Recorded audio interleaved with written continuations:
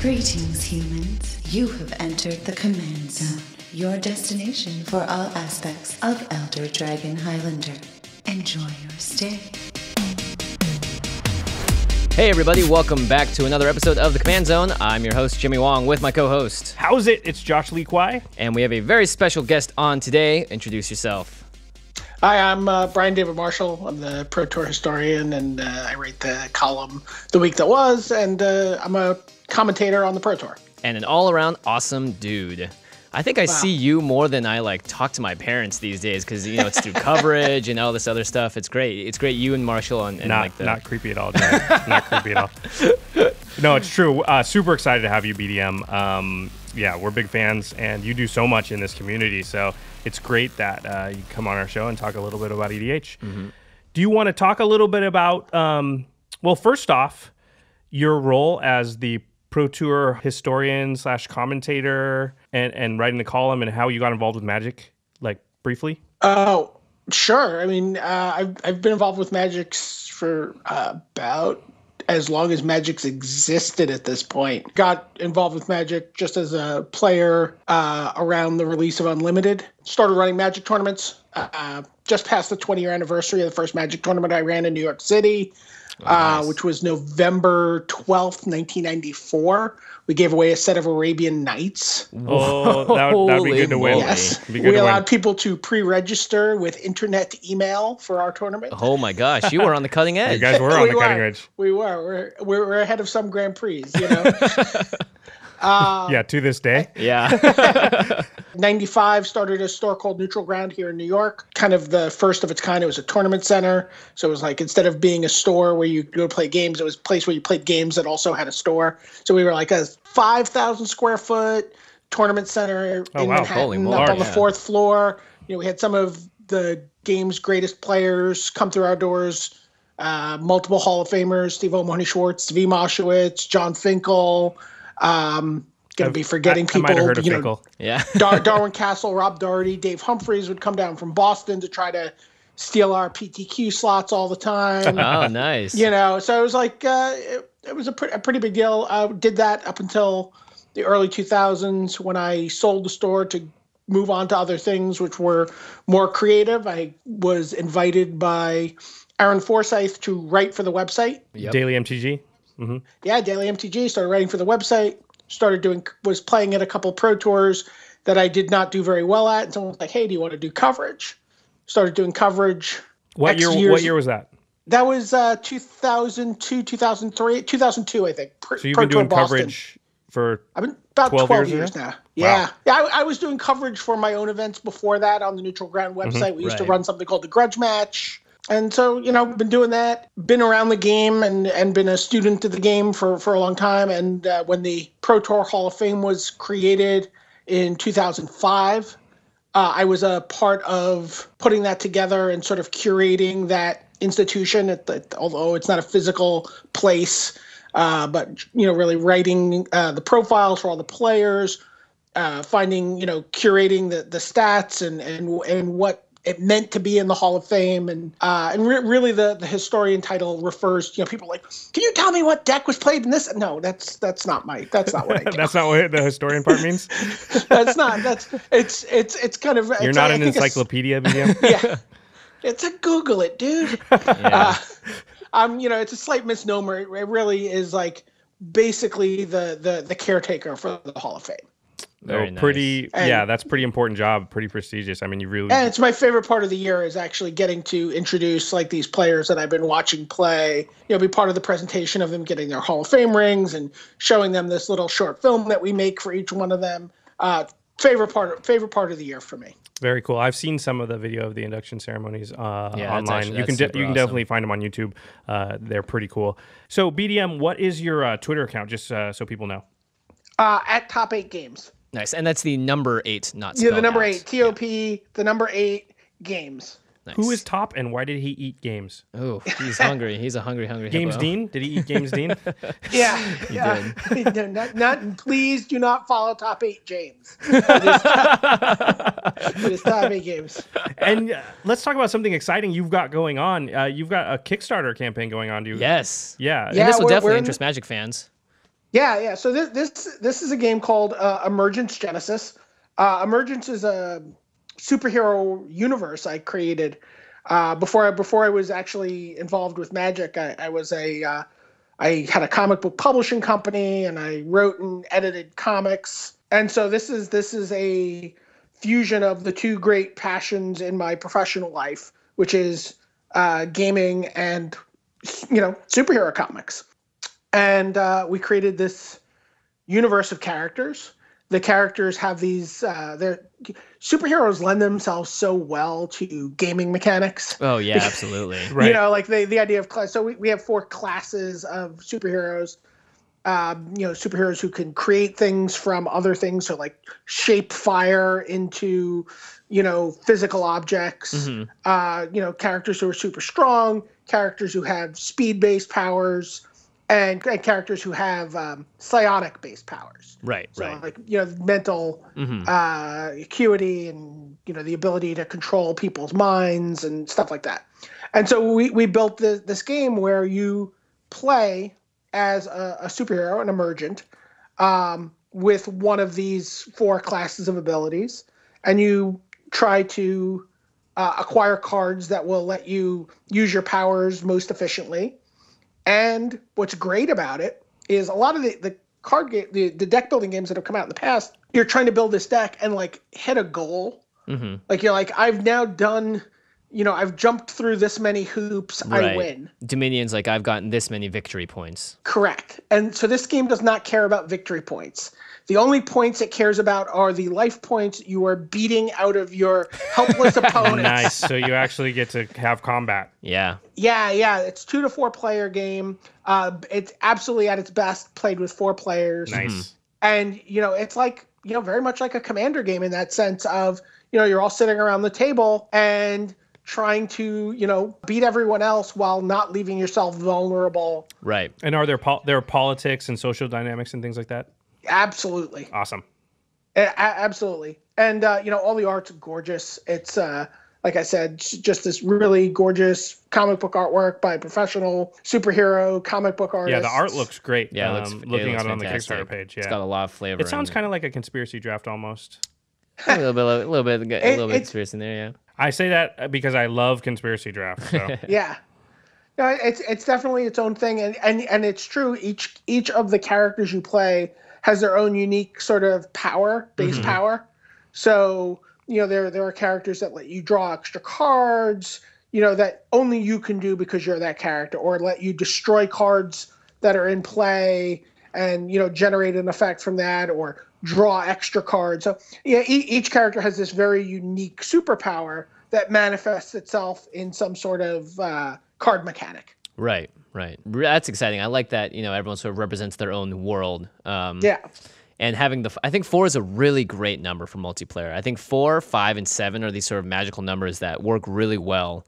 And I think in Commander as well, 4 is the best sort of grouping to play with. It's 4 to 5, but so you don't immediately get a 2v1 situation. You often have, equal dynamics of people going at each other. And so that's very exciting. I think 2 to 4 is a really nice, sweet spot for a game like this. And if you want, if 2 people have a copy of the game, you could have, 4, our upper limited 4 is just a function of how many cards are in the box. Right. But you could certainly take 2 sets and play up to 8 players if you wanted to. It seems like that would be a little crazy wild. talk, but you could definitely get into that 5 or 6 You're already category creating sub-formats of your game? Yeah. That's awesome. Yeah. So, it looks really cool. Again, it's called Emergence Genesis. You can find it on Kickstarter. We're gonna have the link on the show notes. If you're watching the video, the link will be up right now. Look at it and click on it, or go visit it. And it looks very cool. So it looks like it's right up our alley. Like it's something that if you're listening to this podcast, it's probably gonna be something that's appealing to you. So. And if you've never played a deck building game before, it is a whole world of joy. It's just such a fun experience. I really love deck building games. So hopefully hopefully I'll see you guys at a show. We could play or do Oh yeah, absolutely. But I mean, we can also play some Commander. So that's what we're here to talk about, right? That's right. So fundraising will have finished by the time you guys are listening to this podcast, but that doesn't mean you cannot still donate to it. There's going to be a big PayPal button on the Kickstarter page, and you can still contribute and be a part of the fundraising. Yeah, and when we talk about fundraising or contributing, you're really, we're selling you something. We're selling you the game. Yep. Selling you a digital version of the game. Yep. Whatever you're looking for. So, if it's something that sounds interesting to you when you look at the page, we'd love to get a game in your hands. Yep. Kickstarter is amazing. Going there and like helping somebody accomplish something is a really good feeling that you'll have. I mean, it's great to get stuff because there are rewards based on what your contribution level is. But if you've never done it before, I encourage you to go to Kickstarter and just check it out and help somebody do something. Because and you know what? Like you want to encourage people out there like innovating in the gaming area that you're passionate about. And clearly, if you're listening to this, you're passionate about card games. So this is a good place to go and show that support. So I encourage you to do it. Definitely. Awesome. All right, moving on. Do you want to talk about your EDH experience specifically? I know you have experience playing with what we'd consider the founding fathers of the format, and that's pretty cool. I mean, we haven't talked a lot about the history of EDH on our show yet. You definitely need to get Sheldon Menery on the show. Yeah, we'd love to have him. Maybe you can help hook that up. I mean, we can make that happen. Excellent. Sheldon's actually my introduction to the format. He's a pretty good one since he's the world's introduction to the format, as it were. Yeah. He and so going to these events now, 12 years, and you'd see people playing some crazy format. You'd see mostly judges in the early days of the format, right, playing this crazy format, which initially, honestly, I was very disdainful of. I'm like, what are you doing? What is this? This is abomination. This 6-player game. You're looking up something online to find 180-sided die so you can randomize this warp world and this, other chaos effect. Oh, and warp there's world, like geez. 100 things on the stat. What are you guys doing? And I was very disdainful of the format. And really just I'm like, I'm not playing this. Right. And they were like, I'm like, we're going to draft. You guys go play your Commander or EDH as it was at the time. Right. And then I was in Japan at a Grand Prix, and Ron Foster, he's in charge of Grand Prix in Asia. He was, Japanese speaker, very a regional guy. Big with the Japanese Magic community. We're out there, and he would play host to the coverage staff there, and he was like, hey, do you want to play EDH with us? And I'm like, I don't know. I've never really played. And he's like, well, I have this Momir Vig deck. Nice. Momir Vig. I mean, I do like blue-green. And so I flip through the deck. I see a bunch of my favorite cards. I play. And I don't know, a little while later, I'm casting Spitting Image every turn on a Yavimaya Elder that I'm sacking to get 2 lands, one of which I'm playing, one of which I'm using to retrace a copy of Spitting Image on my Yavimaya Elder until I can set up like 4 turns of buyback on my, the buyback time walk where you're sacking islands. And your buddy's sitting there the whole time going, got him.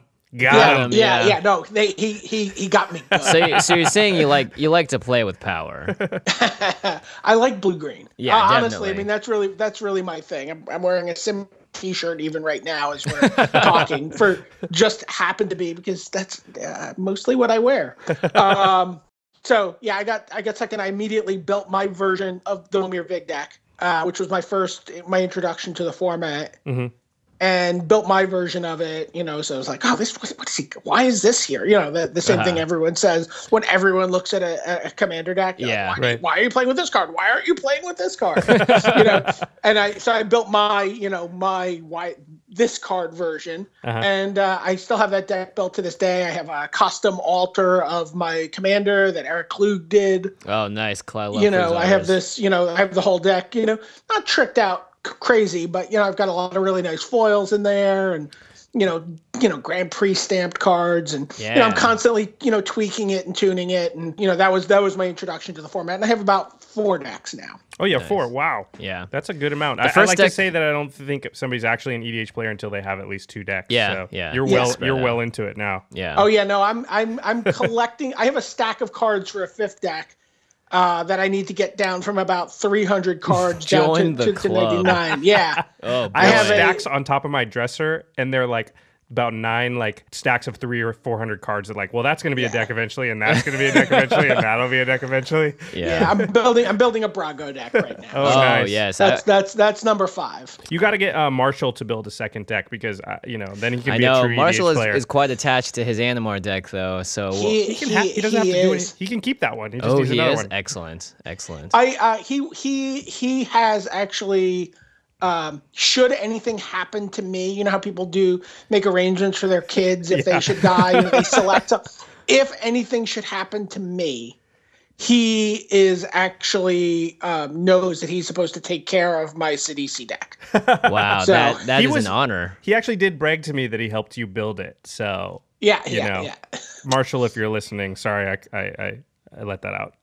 Yeah. No, we both have a strong love for graveyard mechanics and a certain spider spawning card. Spider spawning was like something you guys are known for from Innistrad Draft, you specifically. So, I mean, we're going to talk about it later. I don't want to ruin it, but pretty cool. Yeah, definitely very cool. cool. So, I mean, you're in this position where you're traveling all over the world. You're surrounded by Magic players from all over the place.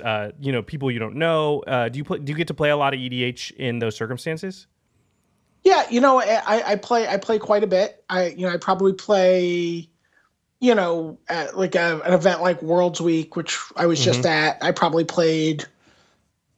Oh boy, we actually didn't play as much Magic as we normally would. I probably played about 6 or 7 Commander games while I was there. Yeah, that's still quite a bit. Hey, yeah, that's like at least 12 hours of gameplay. Did any of the pros at Worlds play EDH? I mean, this is actually a question in our we're experience, burning to know. they don't play EDH very much. The pro players. You know what? There are some who will play, but sort not of begrudgingly.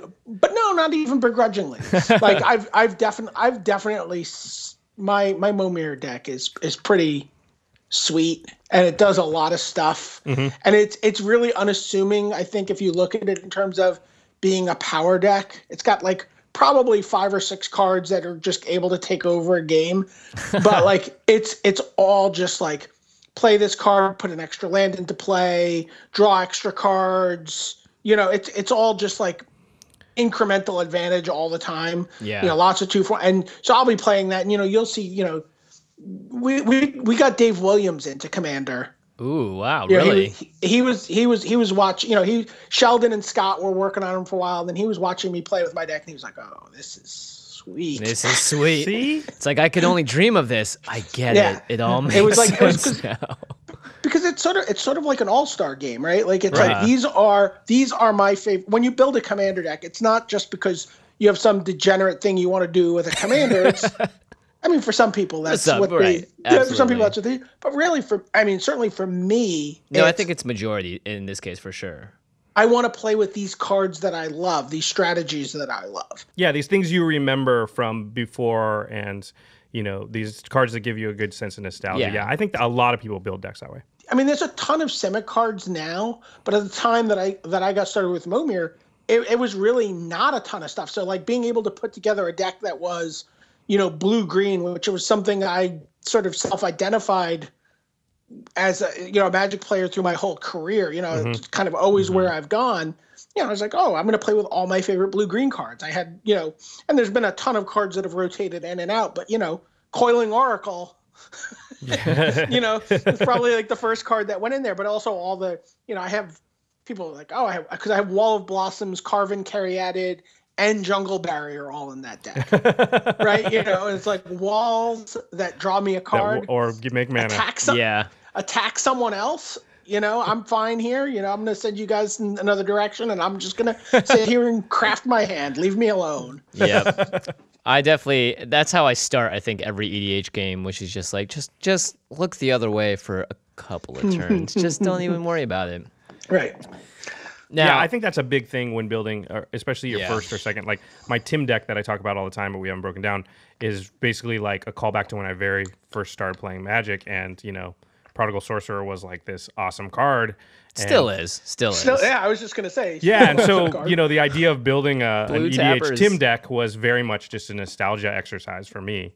Is like, can I build a 100-card singleton deck that's a Tim deck? So, And the answer? And the answer is definitely yes. Definitely. Now, is it awesome? No, but is your reaches commander level of Mariki? awesomeness. My commander's actually Riku, just because I need those colors.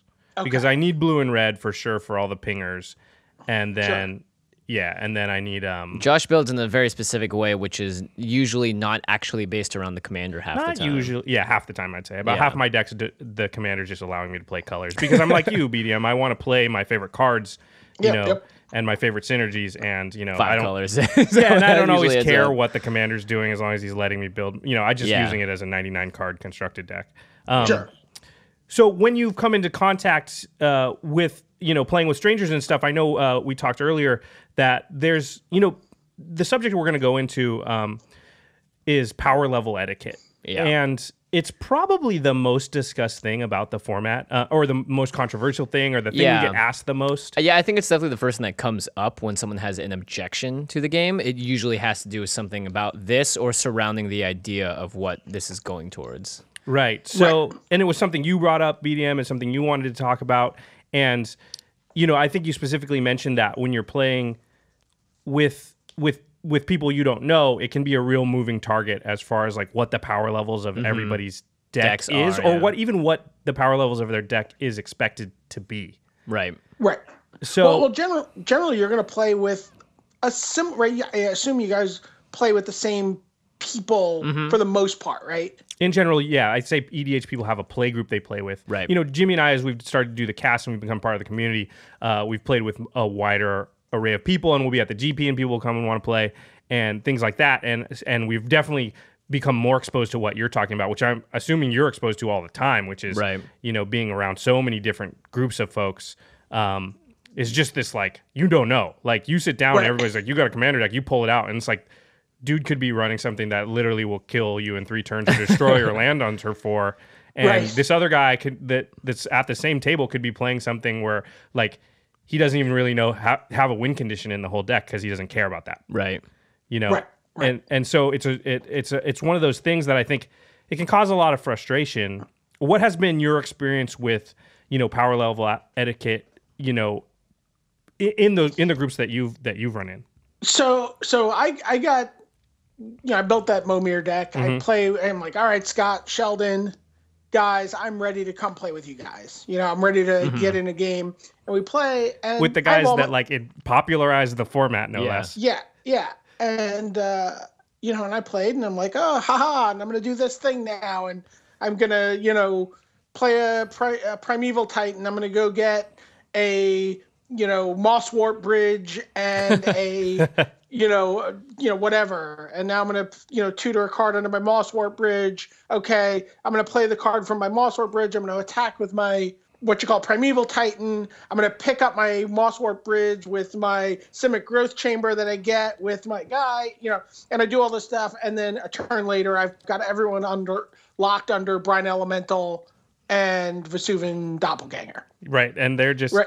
And what was their response to that? Congratulations, you win. We're going to sit here and play a game now, and you and you can bask in your victory by yourself.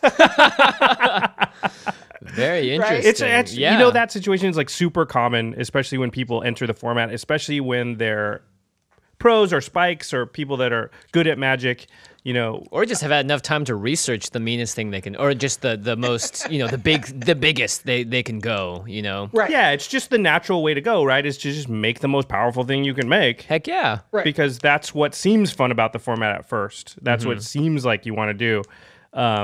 It's pretty funny that they reacted the same way. Like these are the guys that basically invented the format, right? And they reacted the same way that a lot of people would react at your local LGS. Yeah. Right. Well, I mean, for them, and especially for Sheldon, who, like, you know, so he invents this format while, you know, in the military in Alaska, you know, as a way to play Magic in this kind of long form Magic with his friends. Right. Yeah. Right. You know, this real way to, like, meaningfully pass some time with your friends, right? Right. And that's not just about, you know, like making sure you have a 2-drop into your 3-drop and killing them by turn 7 with, you know, when you have 20 life or whatever, 1/1. Right. It's about It's about finding really cool cards that you've never played with before, and, like, making your friends go, wait, what just happened? How do okay, hold on, I have a response.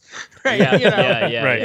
I mean, really, honestly, let's be truly honest, right? The format is about judges wanting to go, hold on, I have a response. Right. Yeah. Yeah, that's why it was created by judges. Yep.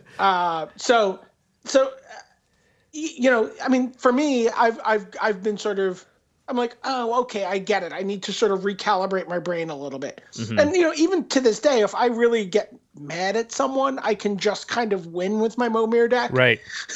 It's similar to Marshall's. You piss me off, I'm just aiming straight for you. I'm going. Yeah, it's the deck has, I mean, because ultimately your commander is a tutor on a stick. Mm-hmm. Right. You can generally find some permutation of cards that's just gonna bounce everyone's permanents, or lock the board down, or counterspell everything they do forever and ever. Right. And I've taken a lot of that out. Deadeye Navigators out of the deck. Mm-hmm. I had moved Primeval Titan and Sylvan Primordial out of the deck before they were. Right. Yeah. Tell the truth. Are you the reason that they banned Sylvan Primordial? I would be shocked if I wasn't. We're just gonna mark that down. I mean, you're the historian, so it's true, it's true. That's just truth from now on. You're the reason. Yeah. I mean, about 5 minutes after the card was printed, you're like, get I'm this like, hey in. guys, look, it's Deadeye Navigator and Sylvan Primordial. Are we having fun? let me introduce you to my friends. Are you having fun yet? Is anyone having fun yet? I'm having fun. That's awesome. That process that you've gone through, I think we've all gone through, right? Of making a deck, the first deck you make, and then you go online and you find all the best cards, or you go to your LGS, or you look through your collection and you just make this like extremely powerful deck, and then you sit down with your friends, and it does exactly what it's supposed to. It blows the crap out of everybody. Yeah. Right. And then you sort of be like, oh, nobody liked that in A, and it wasn't as fun for me. Yeah. And then you actually go back to the drawing board, make another deck, or retune that deck. You actually retuned your original deck, it sounds like. And yes. Yeah, and you sort of bring it to a power level that can still win, but is fun for everybody. It's interesting because we had Jason Alt from Brainstorm Brewery on here last episode, and he talked about what he coined the 75% theory, which was basically this idea that like the sweet spot or the wheelhouse that you want your EDH deck to be in is like 75% as powerful as maybe it could be. Right. So that it could have a chance against those A+ decks, but it doesn't just destroy all the... Right, or cause an entire table to turn on you, I think is part of it as well. Right. Because everyone is... Ultimately, you're still out there to win. Although there is something kind of fun about being the villain sometimes. Oh, yes, absolutely. Speaking of I mean, I like what you said about like, hey, sometimes the deck can still just destroy everybody. Blow someone out of the water, yeah. And I think we've talked about this before, which is like, I have a couple of decks that like, if I've just lost 5 in a row, or if, or if somebody just played a Blood Moon on me the game before, then like, you're going to get it with one of my good decks. Like, that's just like, and in fact, within our play group, they know, like if they play a Blood Moon, that's fine, but I'm going to meta you out. I'm going to just... then you're my enemy for like the next 3 times we play. Yep. Because that's the only way I can combat that card. Yeah, you're not moving on to another opponent. You're sticking with it. Yeah. I have a funny story about that actually, because so it's the last night of Worlds. We're all just hanging out, and I end up getting into a game with Craig Gibson, who's the photographer for the Pro Tour. Okay. Right. Yeah. Myself, you usually see him bouncing around the tables. Nate Holt. From Walking the Plains. And this little kid. Really? And the little kid is Mark Rosewater's nephew. Oh, okay. Little kid who's also Magic royalty. Yeah, Josh. And so we start Good playing, name, and everyone's playing, and Josh is like, I'm going to do something, but I think people are going to be mad at me. How old is Josh? The intuition on this kid. And so he plays Magus of the Moon. Oh, yep. And just Blood Moon locks 2.0. the game out. And then proceeds the next turn to cast a Goblin Recruiter, stack his deck, and just kill everyone. It was like, oh, you could have just done that and we'd have been equally pissed at you, right? But he just had to have the point. He had to have the Magus so he could know, he knew the coast was clear. Yeah, right. The exclamation point before the sentence. And I'm like, man, this is really difficult for me because I've taken a blood vow that whenever someone plays a Blood Moon or a Magus of the Moon against me, the next time we play, I have to utterly stomp them. BDM, you are my blood brother. I didn't know there was anybody else out there that did that, man. I do that every time. They know it. You should be careful how you're using the word blood, though. I mean, BDM, you're kind of putting yourself in the same game. Dude, you're my hero now. I didn't know that. The kid's like, oh, you guys probably don't want to play again. I'm like, oh, no. Let's play again. Yeah, let's run it back. Hold on, I got to switch decks. Yeah. No, I didn't switch decks. I just you just refocused. I know my mission. Yeah, you had a new purpose. So I'm like, oh, wait a minute. I'm sorry. Sometimes I'm bad with, can you just pronounce your name again for me? I'm trying to remember how to pronounce it correctly. And he's like, Josh? I'm like, yes. I attack Josh. Wow, if BDM will do this to a kid, just think of what he'll do to you. So let that be a lesson to anybody who's listening, who's like, you're going to play. He loved it. He had a great time. Yeah, it's pretty awesome. Yeah. I mean, just the sheer fact that he was like, hold on, I have a feeling. It's like, all right, I got it. I think that strategy right there is really effective in a play group. Yeah, that's kind of the reason that PLE or Power Level Etiquette exists, is because of the reaction. And it's because you're playing more than one game. But usually. I think why it's not as much of an issue within a play group, a tight-knit play group that plays together a lot, because, I mean, really, honestly, like, Blood Moon in our group is way, like, people won't even play it out of their hands. Because I have mulliganed hands with Blood Moon because I'm like, oh, yeah, it's still in the deck, and I'm playing Josh. All right, ship it. Yeah, because it's like, I could play it, and I might win this game, but, man, then just Josh and I are going to lose the next 7 games. Like, because he won't care. Like, but that's something you can do in a play group that you can't do when you sit down with strangers. A strategy I've heard people use is that they literally like ask around the table when everybody sits down, like, hey, is everybody playing like really powerful stuff? Should I get my powerful deck out? Right. Or like... Yeah, but people have weird notions about what the powerful deck is. They're powerful. Sometimes people will be like, well, you know what? I'll let the game go on for a while, and then I'll just...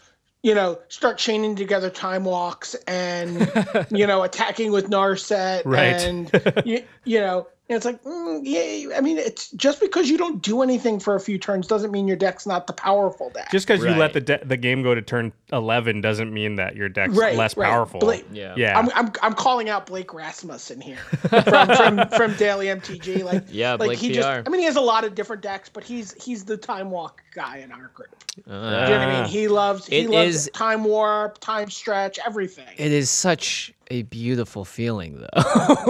What, when you take every turn and everybody's just watching you? Yeah. I mean, it is. It's great. It is. We all have done it. But you took that deck apart. I know you did. It used to be Jaleva for me, which was like, let's just win, or let's just spend some time on me for a second. It was very a diva move. Yeah, it's like, hey guys, let's focus on me. It's either me or your phones, but you need to make a choice because it's about to start. It's me or your phones. Something I think that's important to say is that, like, in those situations, I'm usually the guy at the table that's like, hold on, let Jimmy do his thing. Like, he built his deck. He built his deck. And he spent like hours doing this and looking up cards and finding the perfect things and whatever. Right. Like, there's also that aspect of it I don't want people to forget, which is like, you're sitting down with people to have fun playing a game. And there's this moment and there's this kind of feel bad because they lock you out of the game and they take 12 turns or whatever. But also, like, that guy, that's what he built his deck to do. Yeah. Right. And so, like, you can give a gift to somebody by just not being acting like a spoiled child in that situation. Be like, cool, man, that is pretty cool. You're taking 12 turns in a row. You're killing everybody. Like, I'll let you do it. Yeah. Now, if they're doing it all the time, that's a little bit different. But, I think people react like harshly sometimes in a situation where it's like, hey, man, like, sometimes my deck accidentally goes infinite and I'm like, oh, crap. Right. And it's like, okay, well, I'll just win now, and it's like, very often I find at some point in the game, 50% of the players are more than happy to just scoop it up and start over. In a lot of EDH games, it just finds that you're just in that weird position where it's like, it's like bordering. We're right on the tippy top of this ledge, and it's about to become unfun real fast if just one or two things happen. So I find that people like to hit the bail button, just like eject, like someone go infinite, just do it. Don't durdle. If it's gonna happen, let's let it happen. And then we can potentially play against that the next game, or we'll figure out a way to make the game more fun. And the game itself evolves from one to the other, which is all fun. Right. But there's also the option to say, I'm going to take 3 turns, and then I could continue to do this, but let's play the game. Right. I've advanced my board. I've done all this stuff. Can you beat? Everyone hates me. Yeah, can you beat that? Yeah, everyone's coming after me. It is like the arch enemy kind of. You set yourself up at the top, and that's why I love, of course, Marchesa and the whole dethrone mechanic, because it is essentially forcing an interaction like that. Right. Well, what pisses you off the most outside the Blood Moon? Because land destruction is my number one. I just can't handle mass land destruction. I bet land destruction doesn't piss BDM off that much, because and this is a theory. You're gonna prove me right or wrong here, but people who started the game when BDM and I started playing the game understand. We were just desensitized to it like very early on. It was like in early Magic, around beta, and like it was like a legitimate, super powerful strategy, and nobody even thought that it was mean. I mean, it was just one of the strategies you had. Yeah. So I started playing it unlimited. I don't know if I'm right. BDM, how do you feel about land destruction? I'm not.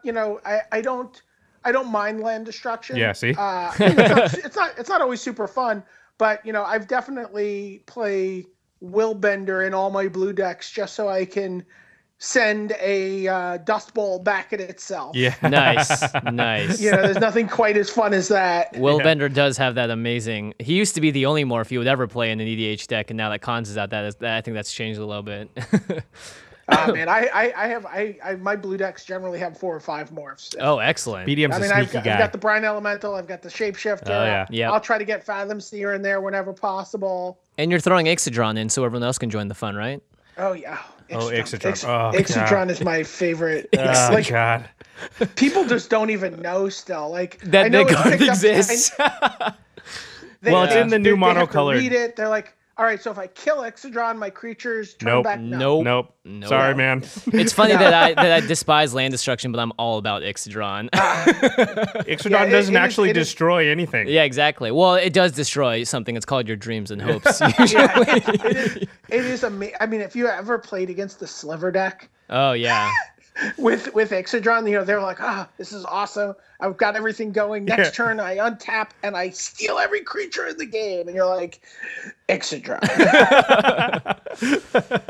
It's wonderful. It's pretty awesome. Yeah, it's like humility. That's my. Yeah, it's true. I did start playing an unlimited, and land destruction was a thing, but I think I just equally didn't like it back then. Yeah, it wasn't. Like specifically like beta. Well, unlimited. Yeah, I guess so. It got there. It was very. Yeah, because land destruction doesn't bother me. Yeah. Infinite combos don't bother me. Infinite combos definitely don't bother me. Troll cards bother me. What do you like? Ankh of Mishra. Oh, okay. Like stuff that's just like. Ankh of Mishra. What? That's one of Josh's favorite pet cards. I love that card. I don't actually even have it in an EDH deck, but I want to. It's right. I mean, I don't mind the card outside of Commander, but in Commander, it's just weird to me. Like you're like, we're all gonna play, and then I'm like, I'm gonna play an Ankh of Mishra, then I'm gonna play a Zozu. It's kind of my pet peeve is actually though monocolored decks in general in Commander. Really interesting. Yeah, why is that? I don't like them. I don't either, but I just want to know why you don't. I feel like there's nothing. I feel like they're very far from the original spirit of the format. Correct. Mm-hmm. Which was these 3-colored dragons. It was all the other dragons. It was Nicol Bolas, Chromium, Vivictus Asmati. I forget the other 2, but yeah, they were all 3-colored. Yeah, even Sheldon doesn't know the name of the other 2. Those are the only ones you could use at that time too. You couldn't just use any legend. It was only the dragons, right? Yeah. Right. And so it was really about like finding these kind of like interesting combinations of cards within these combinations of colors, right? And there's a certain amount of tension of getting your commander into play, getting your mana right, finding these different kind of combinations of cards. And I find that the monocolored decks tend to be super repetitive. They do the same thing. I mean, we've all played against some blue person who's like, and then I will cast my Vendilion Clique, who is my commander. And it's like, okay. Have you ever heard of a 2/2 Drake? Here's Talrand. You've Teferi'd me. Congratulations. And it's just like, I know you feel really smart right now, but I want to punch you in the throat. It's fine if you want to play Sly or a mono red deck in a standard format to attack that format. Right. But like to do it in Commander just feels weird and trolly to me, and it doesn't feel. I hate the I mean, I love the Commander products in general, but I hate that there are these the new monocolored monocolored Commander decks, decks that everyone can start out with as a building block. BDMC, you're a true brewer. Because to a brewer, it's just crazy to be only in one color because it's like why would you purposely restrict yourself? That's why yourself? I don't have a monocolored deck. Like, well, not just that, but like the way that the color pie works, there's no interesting interactions within just one color. Correct. Yeah.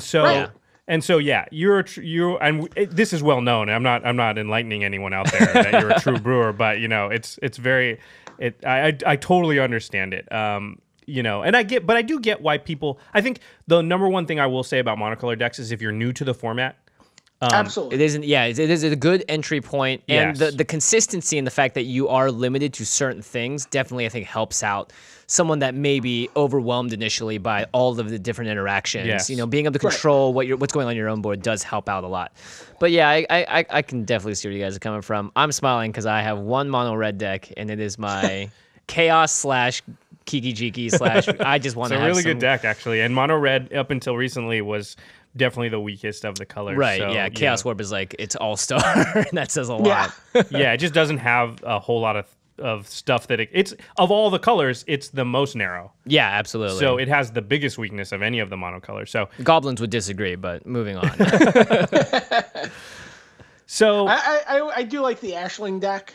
Oh, yes, Ashling's pretty hilarious. 99 mountains. 99 mountains and an yeah. Ashling. Yeah, I got 99 mountains and We were one just Ashling. tweeting with a couple of the other Commander podcasts about that. They were one of them ordered up like 2 Ashlings. That's trolly, but I think in the best way because it's like, Correct. all right, you're playing that one time for that's it. You may as well just take it apart now. you may as well leave it together. You don't need any of that stuff. Why isn't your deck sleeved? Yeah, exactly. It's like you'll find out. Who doesn't sleeve their Commander deck? I don't. I don't. Actually, I have a couple guys in my play group who like to go bareback on their Commander decks. Oh, it's really? like a badge of honor. Yeah. Wow.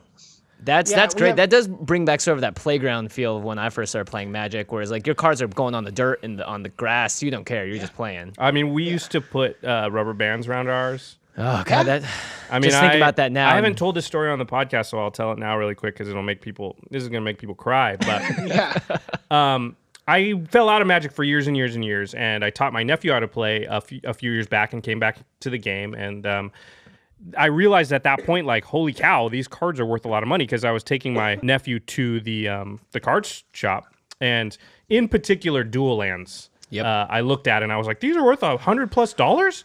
Amazing. Yeah, I was like, back home, I have a collection of over like 150 Dual Lands. Oof. And so I rushed back home during Christmas up to Portland, and I go into my parents' basement and I go to where the cards are, and I have boxes and boxes of them that's just been sitting in the corner of the basement for, a decade. And I'm like, oh my, this is like, 150 Dual Lands is worth what, $15,000 or so? Yeah, you I hit open your up treasure, but your treasure. Yeah, it's like winning the lottery. I open up the boxes, and there had been a flood a few years prior, and the flood had come in through the window right where those cards are sitting, and the whole shelf had been flooded, and you could see the water damage on the box before I even opened it. And they're just curled up, split, just beyond repair. There's a Mox Emerald in there too. Yeah. So that's my sad story of woe. Yeah. So we didn't treat our cards very well. And to this day, Josh double sleeves. He triple sleeves. No, I do not. I do not. I will. Yeah, I'll usually not sleeve. But EDH deck's impossible to. Not. Yeah. I mean, draft decks, sure, go to town. Yeah. But I like that. That's such a pure. I feel like I'm experiencing a whole new realm of Elder Dragon Highlander that I didn't know existed before. Well, we also You're making me feel weird, Jimmy. We have a guy, Kevin, who we play with. His big thing is a white bordered Commander deck. Oh, that is so cool. Actually, that was one of the things I was really surprised about when I came back to the game was like how much hate there is for the whiteboarded stuff. Oh, right. Just the old border. People just bag on the whiteboarded stuff. I think it's cool. They're ugly. Yeah. But he's like he wants that aesthetic. I like that. I think Solkanar's his commander. He's got a whiteboarded Solkanar. The Swamp King. Nice. Yeah, and then he's from Chronicles. It would have to be, right? Yeah. Mm-hmm. And then he's got all these kind of weird cards in there, and like he won the first game we played against him because he had Zur's Weirding. Zur's Weirding. Uh-oh.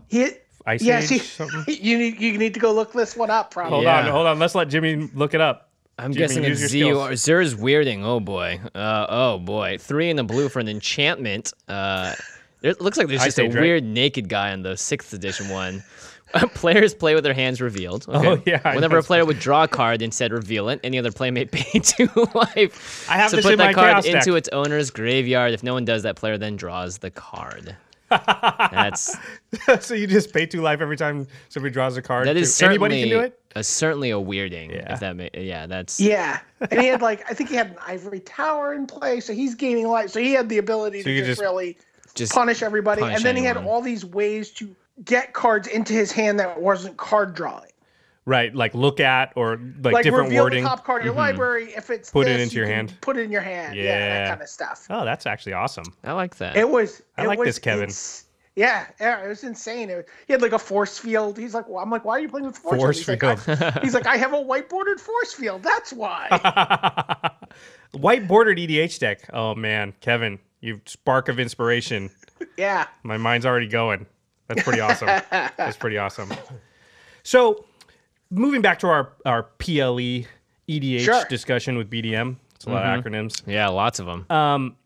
What do you think are some solutions to, this sort of conundrum of like you sit down with people and you don't, I don't know what's realistic. Like, Right. I think Jason Alt's doing a good job, like putting the word out there about sort of power level of what your deck should be. And, but I have powerful decks and I have not so powerful decks, and it's fun to have both.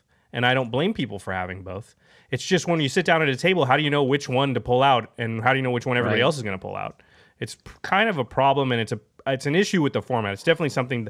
It's like a wall the format keeps hitting, because I feel like this causes people to not want to play it Yeah, absolutely. because they don't know what the expectation is. Sure. I think one of the things you can do is sort of in that situation. I tend to start with my most powerful deck. Like assuming I don't know, or it's a slightly, maybe spikier environment, is start with my most powerful deck. Right. And again, I can play that deck in this very kind of, I'm going to develop my board. I'm going to, play a Solemn Simulacrum. I'm going to play a Carbon Caryatid. I'm going to, Right. I'm going to Urban Evolution. I'm not doing anything. I'll get things going, but nothing's really happening, right? Right. And then, and if the group it's like, oh, okay, everyone here is a little casual. This deck is clearly still 1/3 of a pre-constructed commander deck.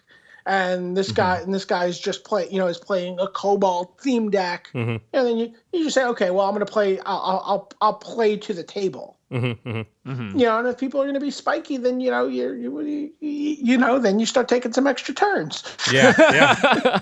It's funny because I do a very similar thing. In fact, we were playing a few nights ago, and we're playing, and I have a Staff of Domination in my hand, and I can go infinite and win. But the game's just not that type of game, and so I just made a rule in my head, like I can't play the Staff of Domination this game, and I just didn't.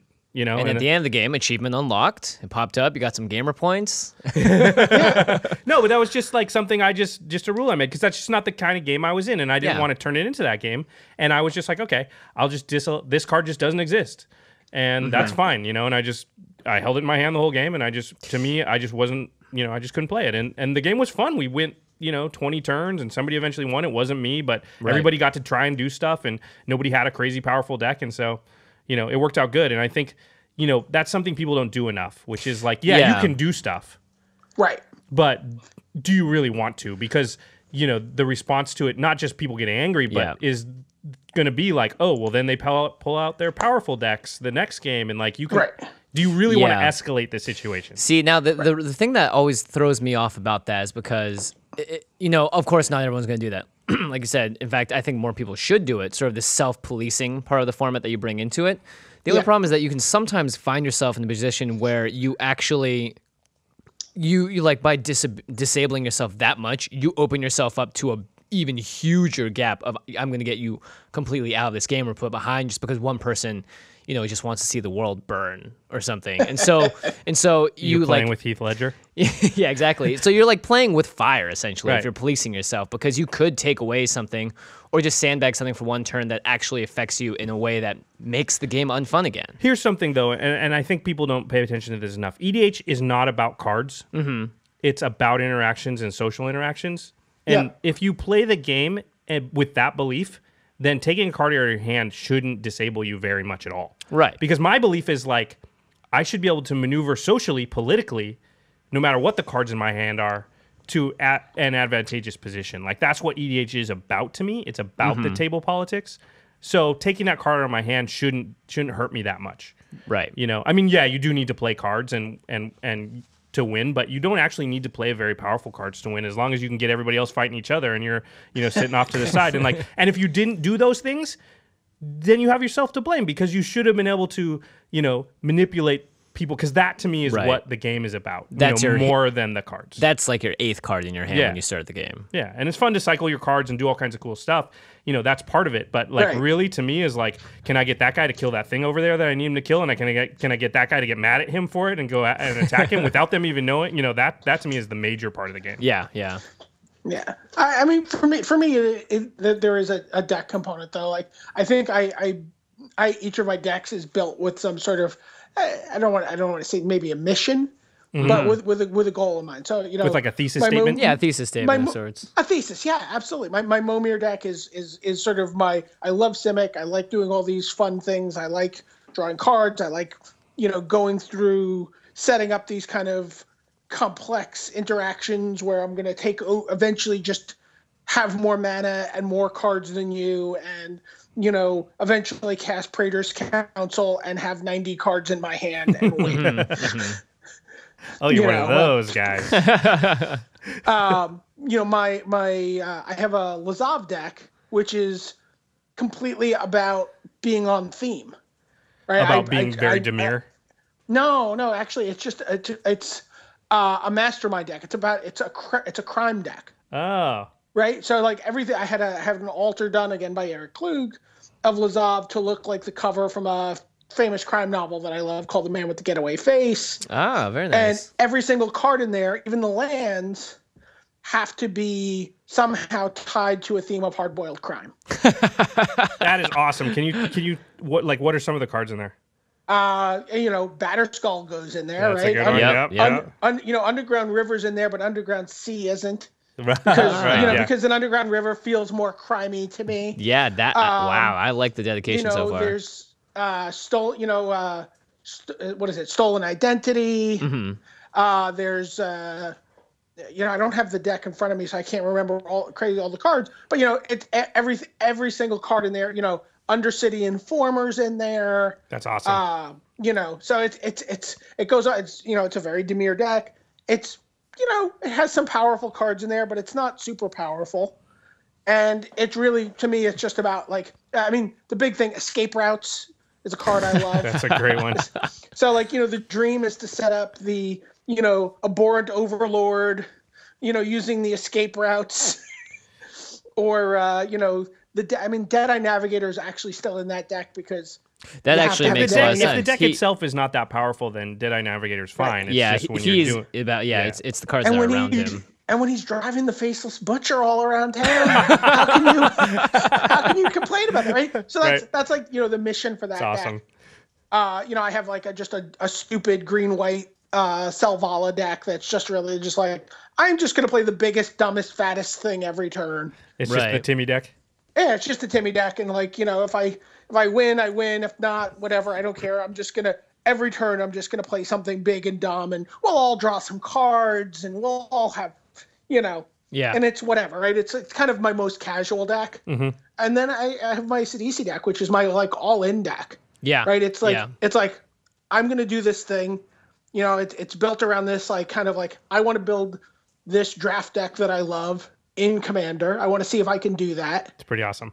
And I'm going to be honestly, every time I can go for it, I'm going to go for it. And if you can stop me, awesome. Yep. And if you can't stop me, I might just kill you. right? Like, Yeah. like my goal is to go in and take someone, just like find the player at the table who's, prison rules, right? The biggest, meanest player at the table, and just like punch him in the face and knock him out of the game. Yeah. Well, let's talk. Yeah, let's talk about this deck. Let's get into it here. Let's read Sidisi really quick, just for people who may or may not know. Sidisi is a from Khans of Tarkir, a legendary creature, Naga Shaman. She's a 3/3. She costs 1 and Sultai. That's black, green, and blue. Her text is: when Sidisi enters the battlefield or attacks, put the top 3 cards of your library into your graveyard. And her second text is: whenever 1 or more creature cards are put into your graveyard from your library, put a 2/2 zombie creature token onto the battlefield. Right. I love this card. So one of the more important things to know immediately is that Sidisi's first bit of text and the second bit of text are independent of each other. They affect each other, but essentially, if you can get cards into your graveyard, otherwise you are going to trigger her ability. Right. The creature cards that go from your library into your graveyard and make zombies don't have to be off of Sidisi triggers. Correct. So that's sort of the big thing. One thing about her mechanic is she only creates a 2/2 zombie for... How does it work, BDM? Because like if you flip over 2 creatures off of her enter the battlefield, you only get 1 zombie, right? Correct. It only cares about whether or not a creature went to the graveyard in a package of cards going to the graveyard. Right. Right. So if you Forbidden Alchemy and you 3 cards go to your graveyard off the Forbidden Alchemy, and one of them is a creature, or 3 of them are creatures, it doesn't care. Right. And Forbidden Alchemy, for those that don't know, is 2 and a blue.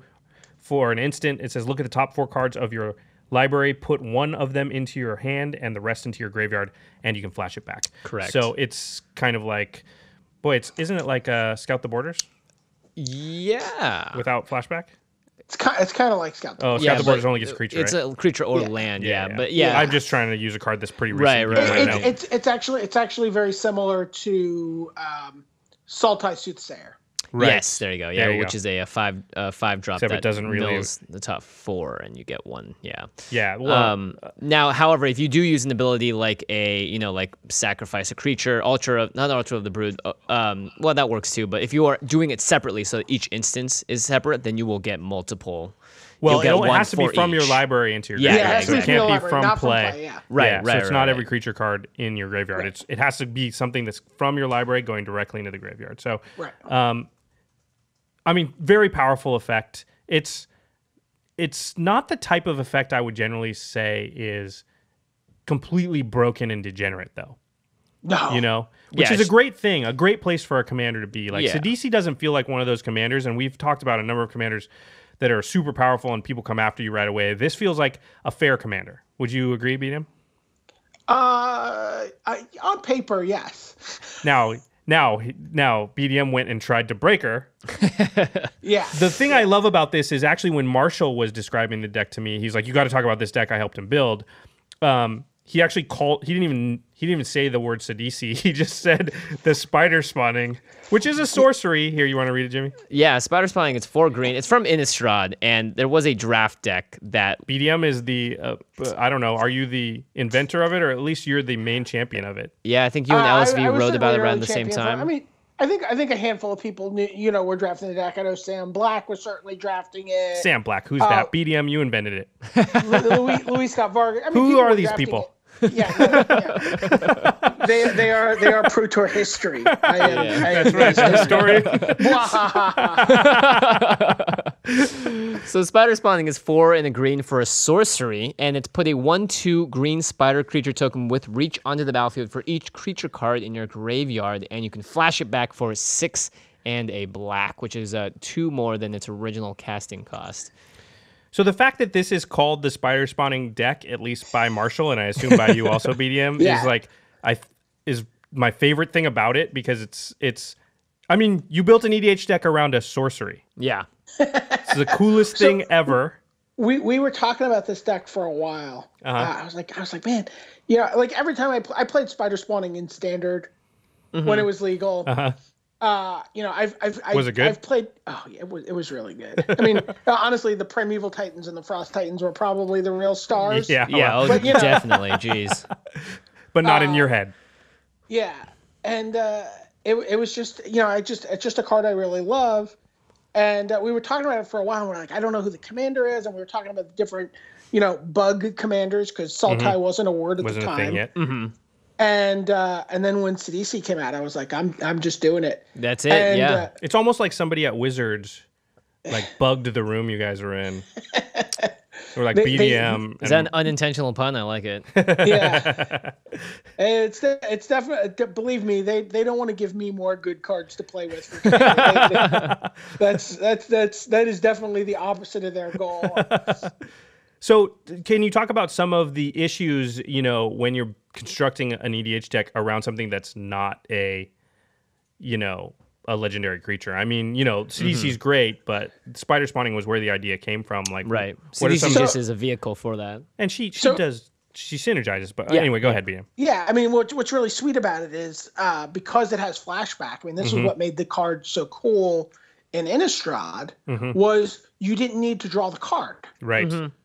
You could virtually draw the card by getting it into your graveyard. Right. Yeah. So, if you build your whole deck around all these ways of kind of, casting Mulch and casting Tracker's Instinct and Stuff casting that puts stuff in Forbidden your graveyard, Alchemy, Yep. looking just through some of the cards, Forbidden Alchemy. It's almost like all those cards turn into card draw.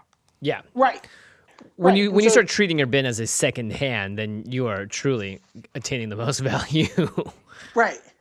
And so then you start thinking about what are the other things? Oh, I could play with an Eternal Witness. I could play with Oversold Cemetery. Right. And you start building around from there. So you want to get spells into your. I gotta tell you, the MVP for me so far in this deck has been Gnaw to the Bone. Gnaw to the Bone. Gnaw to the Bone. Okay, I'm gonna read it. People do not expect you to gain life in Commander. Yeah, I'm going to read it really quick because I did see it on your list and I thought it was a really interesting choice. Gnaw to the Bone is 2 and a green for an instant. It says you gain 2 life for each creature card in your graveyard. And then it has flashback for 2 and a green. So, wow, yeah, you could gain a ton of life at instant speed. Twice. More than twice. Yeah, because you can actually do it once, pull it back to your hand, keep doing it, yeah. Well, I also have... part of the spider spawning combo was the card Runic Repetition, which I play in this deck also, which says return target exiled card with flashback to your hand. Yeah, that's... So you can Runic Repetition those, spider spawning, or if someone Bajuka bogs you, or does something else, So even Graveyard Hate doesn't just completely destroy you. It's you still can have win. some outs, yeah. Correct. It's difficult, but you can. I mean, I definitely have a couple of things built in. I have Rift Sweeper in for the same reason. Right. Rift Sweeper is an in case of emergency break glass card because I can Rift Sweeper Deadeye Navigator and then start putting all these you can just get these cards back into my deck. Oh, that's really interesting. Okay. I didn't get that when I was reading through the deck. So I was like, very good Sweeper, insurance and policy with some blank. Oh, you want to read it, Jimmy? Yeah, Rift Sweeper is just it was in Modern Masters actually. I was about to draft it the other because I was like, I might need this. It's a 2/2 creature. When it enters the battlefield, you can choose a target face-up exiled card, and its owner shuffles it into his or her library. Most of the times, you're probably just using it for your own stuff in this case. Yeah, I mean, it's really created for suspend creatures, I think, but Yes, but that's a really cool use of it. Yeah. I've also done it with Rift Sweeper and Progenitor Mimic. Oh wow, much slower, but kind of awesome. You just do it every turn. Yeah, that's pretty awesome. Okay, so let's talk about what this deck wants. I mean, obviously, it wants to get creature cards into the graveyard because both Spider Spawning and Sidisi like that from your library. So the first thing I would think is you want a lot of creatures. Yeah, I'm playing 45. Yeah, so almost half number. of the... Yeah, that's a lot. And actually kind of rare in EDH, I'd say. Super creature heavy strategies are kind of weak to a lot of the things that are prevalent in the format. Yeah, like board wipes and Animar such. falls under the exact same thing there. Yeah, so it's a cool choice and something that, you would think you would see like really heavy creature decks more often, but you actually don't. There's just a high liability, but in a deck like this that's running a lot of recurrence, it's definitely something that doesn't. It's something that you just wouldn't care about as much for good reason here. And one of the things, and you have a lot of cards that recover. Right. people are like, okay, I'm gonna wrath, I'm gonna, cast whatever, all these creatures in the graveyard now. That's actually good for you. Yeah. That can be great. You're like, oh, excellent. Well, I milled my spider spawning a few turns ago, so now I'm gonna make, 22 spiders. Right. Right. And like people are gonna leave you alone. They really can't do anything when you make an army, because the spiders have reach. Yep. They're 1/2. It's really like the math is super difficult. Right. And Yeah. they're like, oh wait, I got to attack with. I'll just attack the guy that has one Voltron dude over there. I'll attack Jimmy instead. I kind of like the beauty of spider spawning, because in the limited format, just like 5/1/2s or something, it's like, all right, game over. You're just gonna run them over at this point. In an EDH game, it's like, game, move it somewhere else. I don't want to deal with that. It's not gonna kill me, but I just don't want to deal with it. I just can't actually get through that. Yeah, it's this, instead of one singular wall, it's like a 100 tiny walls standing in my path. So what I noticed is that you've got a lot of creatures that are filling roles that we might otherwise use, like artifacts or other spells to do. Absolutely. Yeah, because you want Sidisi to be able to, put those into the graveyard and make zombies at the very least, and then turn those into spiders later too. I didn't waste any spots on a Sol Ring in this deck, for example. Yeah, that's one thing I noticed, which I thought was really smart, because people are just going to put that in every deck. And, we've had this discussion before where it's not somebody's like, white always needs swords to plowshares. And I'm like, no, it doesn't. Like, in a lot of decks, I wouldn't do it. Like, and that's the same with this deck. It doesn't need, and also you've got green, and all your ramp's going to come from creatures because they're serving two purposes. I also noticed a lot of creatures that basically either want to be in your graveyard, or they haven't entered the battlefield effect, or they like cycle. Yeah. Or it says sacrifice this creature to have some effect. So basically the creature literally wants to go to the graveyard one way or another. Yes. Yeah, I have a lot of like dorky little ramp guys, Borderland Ranger, Diligent Farmhand, Sylvan Ranger, that I don't, I'm happy to, like, again, put those in front of an attacking creature early on, right? Just sort of develop my board. And, I just don't care what happens to them. And if I in fact want them to get into my graveyard. Yeah. Right. So you're definitely often playing not the beatdown until you find it timely to do so in this deck. And I actually find that Sultai plays very similarly in Khan's drafting, where you take a slower approach to the beginning, and you're just sort of getting things in place, getting the mana to do what you want. And you don't mind the trades if you're able to really get full value off of those as well. Right. No, absolutely. I mean, I think one of the things people ignore, they always picture these dream draws where they're going to have their Sol Ring, right? And like they're just not thinking about how they're getting from, to 4 mana or 5 mana without a Sol Ring. You know what I mean? Right. Like, they don't play enough ramp or enough, cards to give them like this kind of smoother draw in the early turns. Yeah. If I don't cast something on the first 3 turns of a game in Commander, I feel terrible. Yeah. Yeah. I really do. I just feel like I'm not developing my board. Most of my decks have green in them for that reason. I really enjoy just like that velocity that you start to pick up from all the sort of ramp creatures. And those cards are costed at those numbers between turns 1 and 3 for that very purpose as well. Yeah. Yeah, it's something we talk about often, which is, I think, the 2 most important things in every single Commander deck literally does need a certain amount of ramp and a certain amount of card draw because of the nature of the format. Yeah. That's sort of the engine that's going to make almost every deck go. And, I just want to highlight a couple of the cards. I thought Cycling was really inspired as a choice that most people probably wouldn't think of for a deck like this. Something like Krosan Tusker. Krosan Tusker is 5 and 2 green for a 6/5, but it has Cycling 2 in a green. And what Cycling is, you pay the cycling cost, in this case 2 in a green, and you can discard this card and draw a card.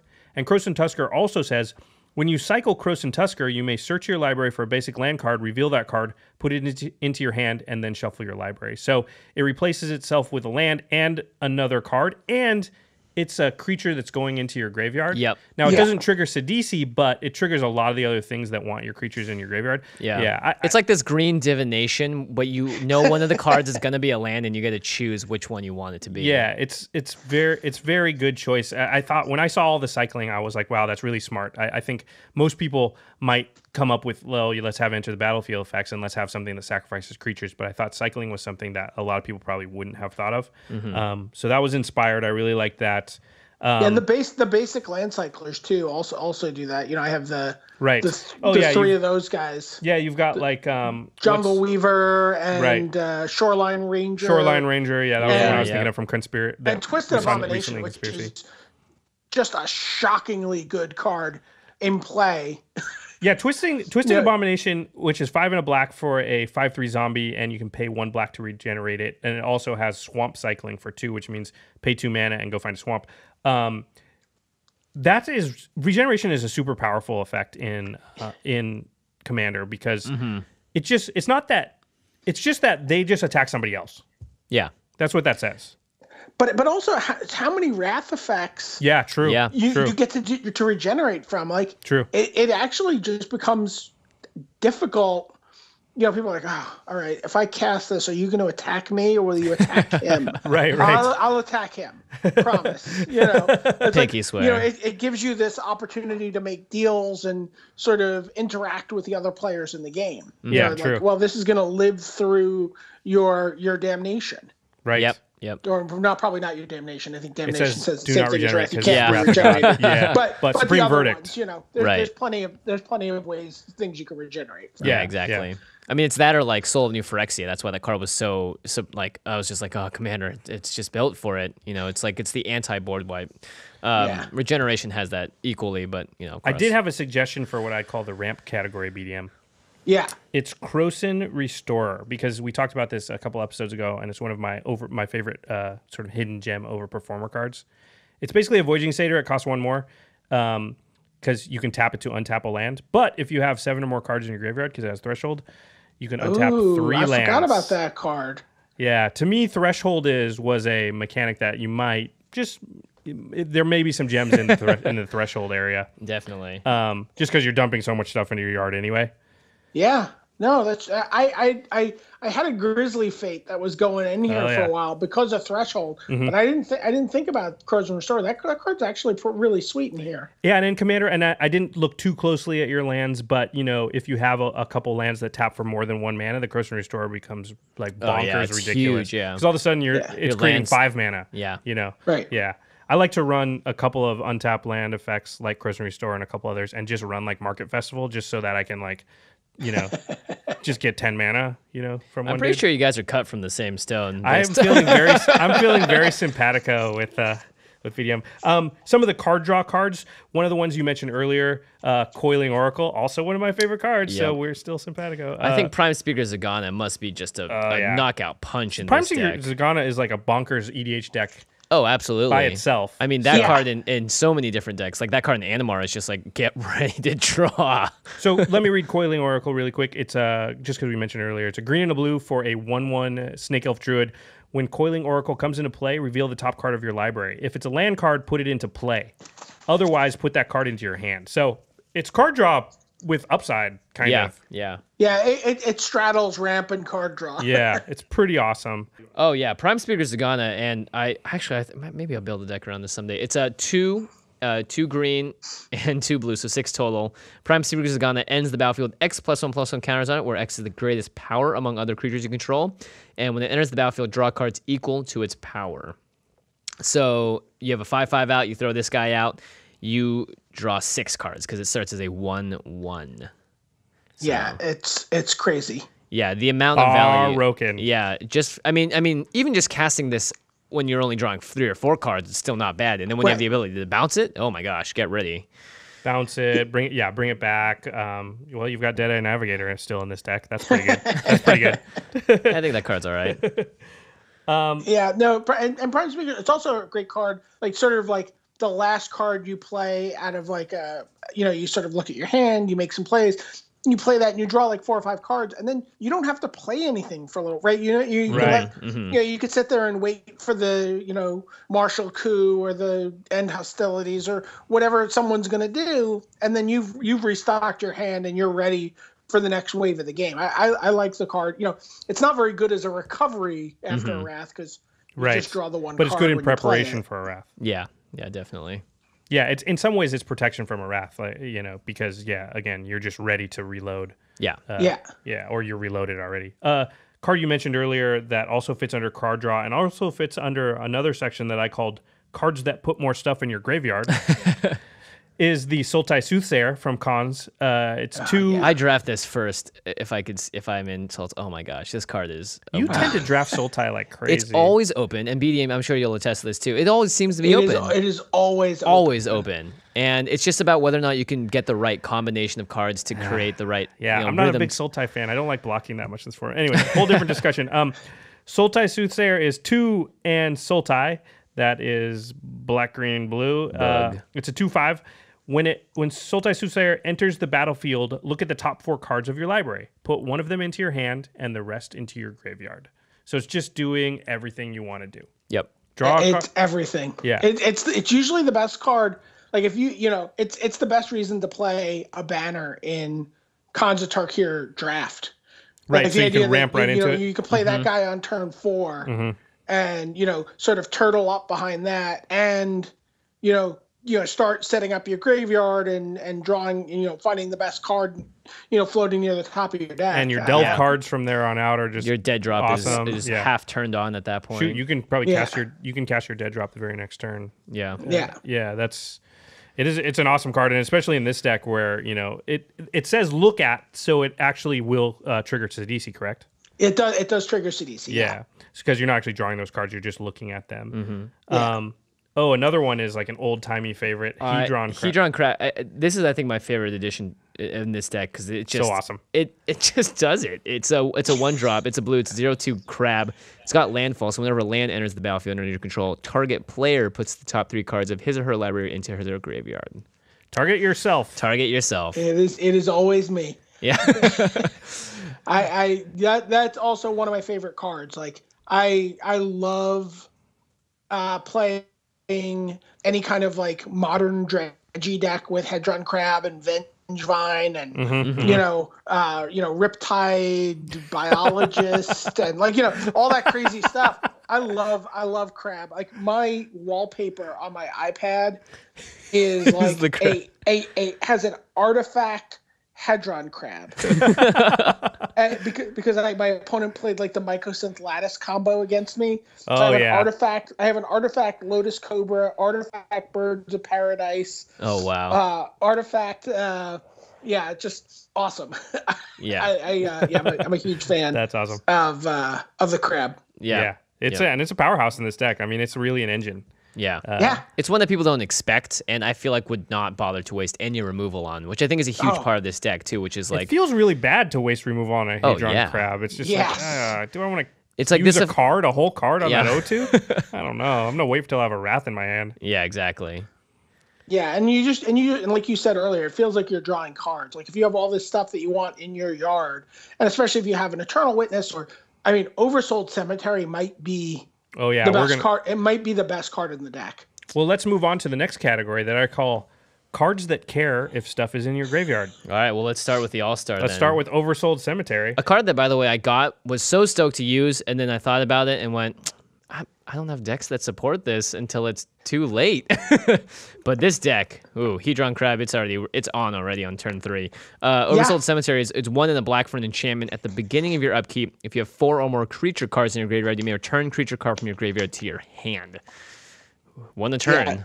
Yeah, that's crazy. For 2 mana. It can be innocent stuff, right? It can be the Crows and Tusker. Mm-hmm. Right. It can be a land cycler. Like you could just be developing your board. Yeah, Sakura Tribe Elder or something. Yeah. Sakura Tribe Elder, I've done that. Yavimaya Granger, all cards that are doing that effect. You can also play Oath of Ghouls if you wanted 2 of them. Oath of Ghouls has a very similar effect. Although your other players at the table get to sort of use Oath of Ghouls sometimes. Right. So it's that now Oath of Ghouls affects each player's upkeep, and if there are more creatures in that player's graveyard than in a target opponent's graveyard, then they can do the same effect. They'll never have more creatures in the graveyard than you will, though. So True, but they won't can get to do choose it. someone else. Oh, can, gotcha. Yeah, Target it's weird. Like, you're going to always get to do what you want to do. But, Right. But a couple But other people sometimes do. someone else will get to do what they want to do also, which is a little, Right. unpleasing. Right. So it's just a matter of whether or not I don't- you. I do it actually, these before are the then. type of cards I love, which is like I'm taking maximum advantage of it, and they'll Right. get some residual Yeah, value from exactly. it, but I'm fine with that. Like I collateral have value. I have a feeling it's going to make its way into this deck. Yeah, it seems pretty awesome. Another card that cares, and I didn't actually know about this card until I saw it on your list, is Kessig Cage Breakers. This thing yeah. seems ridiculous. It's- When I read that, I was like, "What?" Kessig Cage Breakers. Boy, I hope you don't have to say that one on coverage. That's actually hard to say. It is difficult. It's 4 and a green for a 3/4 human rogue. It says whenever it attacks, put a 2/2 green wolf creature token onto the battlefield, tapped and attacking for each creature card in your graveyard. Yeah. What? It is the best. Like, someone casts their board sweeper and you're like, untap, Kessig Cage Breakers, go. And you just look at the table and You're like- every single person is just staring at you going, Like, if somebody can't What? kill that, we're all dead. what deal can I make so he won't attack me? Yeah. That card is ridiculous. It seems pretty. I don't think these Kessig Cage Breakers ever imagined they'd be unleashing this many wolves into the No. world. Yeah, that is broken. That's crazy. I mean, I could easily see scenarios where that happens and you're attacking and killing 2 players on Yeah. the very next turn. Would that be an all-star in the Spire Spying draft deck? I think well, yes. It was in the same format. You would Yeah, right. would have that card You could have in there that chance. sometimes. Yeah. Yeah, that's Yeah. yeah. And you can definitely kill 2 people with it. Oh yeah, that's Yeah, that's definitely happened. Man, I missed Innistrad draft. I didn't get to draft it. I think I drafted it one time, and this was before anybody knew that deck existed, the Spider Spawning deck. So Yeah, once everyone knew the deck is out there, and that's like the romantic quest that everybody has Yeah. when they sit down at a table. They're like, So it's maybe it's this really is the hard for it to time. happen. yeah. a question I had was, I'm assuming. Well, yeah, you know about this card, so you must have chosen not to put it in. But Sultai Ascendancy seems like a card that would be good in this deck. Yeah, I love Sultai Ascendancy. I Didn't don't do enough. I mean, so- 2 cards Too is not slow. enough, maybe. So I need like 45. I need these like 45 creatures. I want 40 land in the deck because I don't have. So it's literally The- like, what non-creature do you have to take out for it? Correct. Yeah, and, that and makes sense. it's difficult. Like my spell suite is really pretty tight. Like, it would end up being one of the like combo pieces that like Runic Repetition or Memory's Journey, but I don't want to give those up. Yeah. Makes sense. So- makes sense. Yeah. So it's difficult, and there's some other stuff that still needs to find its way into the deck. Right. So like Ascendancy, I can already do what Sultai Ascendancy does for me, and a lot of the times I'm just like milling the top 2 cards like of my library anyway. right. You know, so like I Like you don't find I yourself like in the position where the Yeah. deck is not managing to put cards in the graveyard, basically. I could also see that it's pretty difficult. for yeah, that being to- restricted to the upkeep specifically can sometimes actually be something that you don't want. You know, if you want triggers to happen in a certain order at a certain point in the turn, you know. Right, and remember, yeah, right. I have Mystical Tutor and Vampiric Tutor, so you can go find So- all the stuff you need. Yeah. so I want to find some cards. It's a solid card. I could easily see a version of this deck that had it. It just didn't make the cut for me. It was certainly in that stack of 200 cards at Right. one point. Cool. So the next category I called Buff Your Tokens. And this is the category normally we would see non-creatures, but you've got some really cool creature-based ones. Craterhoof Behemoth we've talked about many times Yeah, on the that's- podcast. That's sort of the go-to one that everybody would use. I'll read it really quick. It's 5 and 3 green for a 5/5 beast with haste. When it enters the battlefield, creatures you control gain trample and +X/+X, where X is the number of creatures you control. So it's an instant win. We've talked about it many times. Every token deck that has green pretty much uses this. But you've got two other ones on here that we don't see as often, which I thought were really cool. Yeah, first up, Master Biomancer, who is also just an all-star in an Animar deck. I love it because this deck actually shares a lot of ties with the Animar deck and being creature heavy and ready to just go full out. It's 2 a green and a blue, and each other creature you control enters the battlefield with a number of additional +1/+1 counters on it, equal to Master Biomancer's power, and as a mutant in addition to its other types. And he's a 2/4. If you find a way to buff him, then each creature gets significantly larger when they come in. But when you're making 30 spiders and they're all +2/+2, that oftentimes is quite enough. I've definitely progenitor mimicked a Master Biomancer. And so that definitely gets out of hand because the next Master Biomancer comes in as a 4/6. And then then the one after that. And it's exponential. That's right. Yeah. So it gets awesome. kind of crazy. If you can copy a Master Biomancer, fun stuff happens. Yeah, absolutely. Fun ensues. Hilarity ensues. That's one word for it. Yeesh.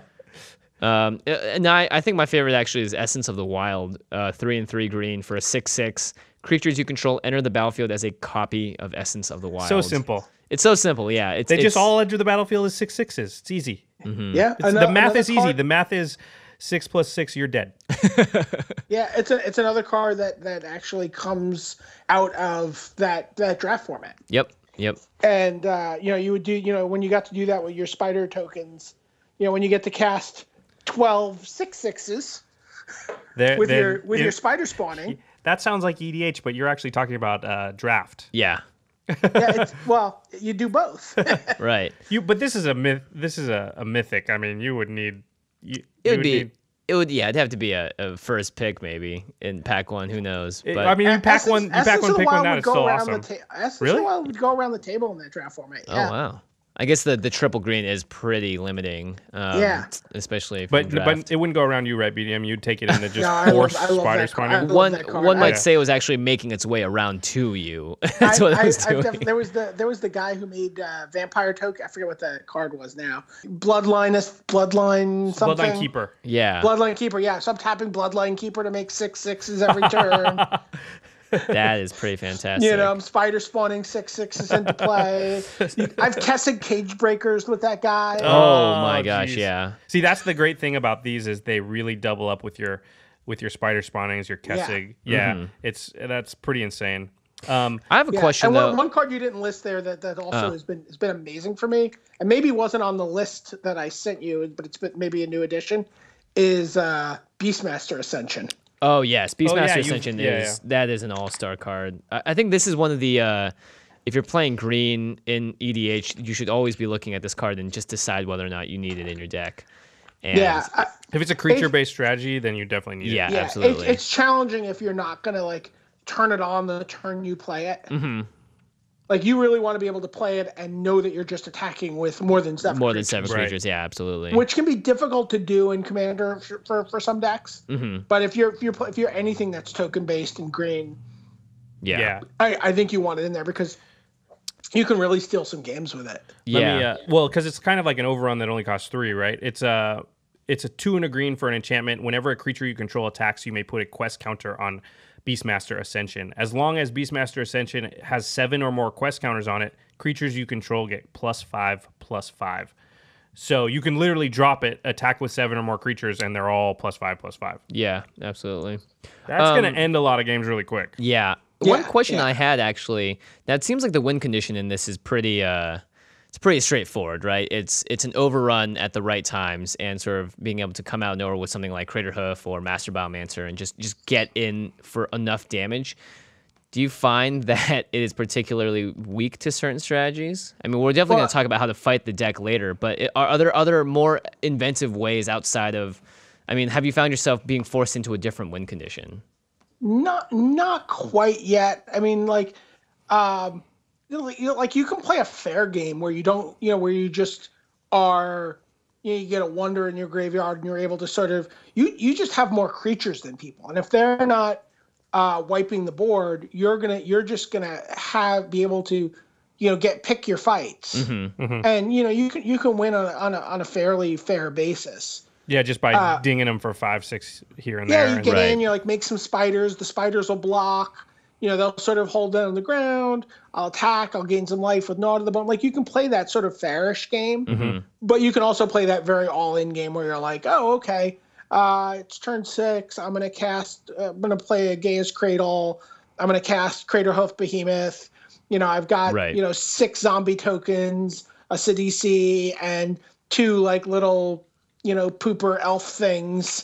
But that's going to be enough, yeah. And that's going to be enough, yeah. My mana elves are going to murder you this turn. If they all have +5/+5 or whatever, they will. I like that. I like that also. I think a lot of decks, when you're building them, should have that quote-unquote flexibility in there. Even though it feels weak in a way, a lot of times you're actually just sort of playing a more quote-unquote regular game of Magic with a sort of back and forth of life total slowly dropping, maybe not all at once or because someone goes infinite, but you're doing something that actually mitigates someone's anger at you because you're not putting someone at a dangerously low level or showing, this incredibly strong scenario that you're going to win with. Yeah. I like this deck because we talk about this all the time too, which is it seems like Sidisi's good, but you actually don't need her.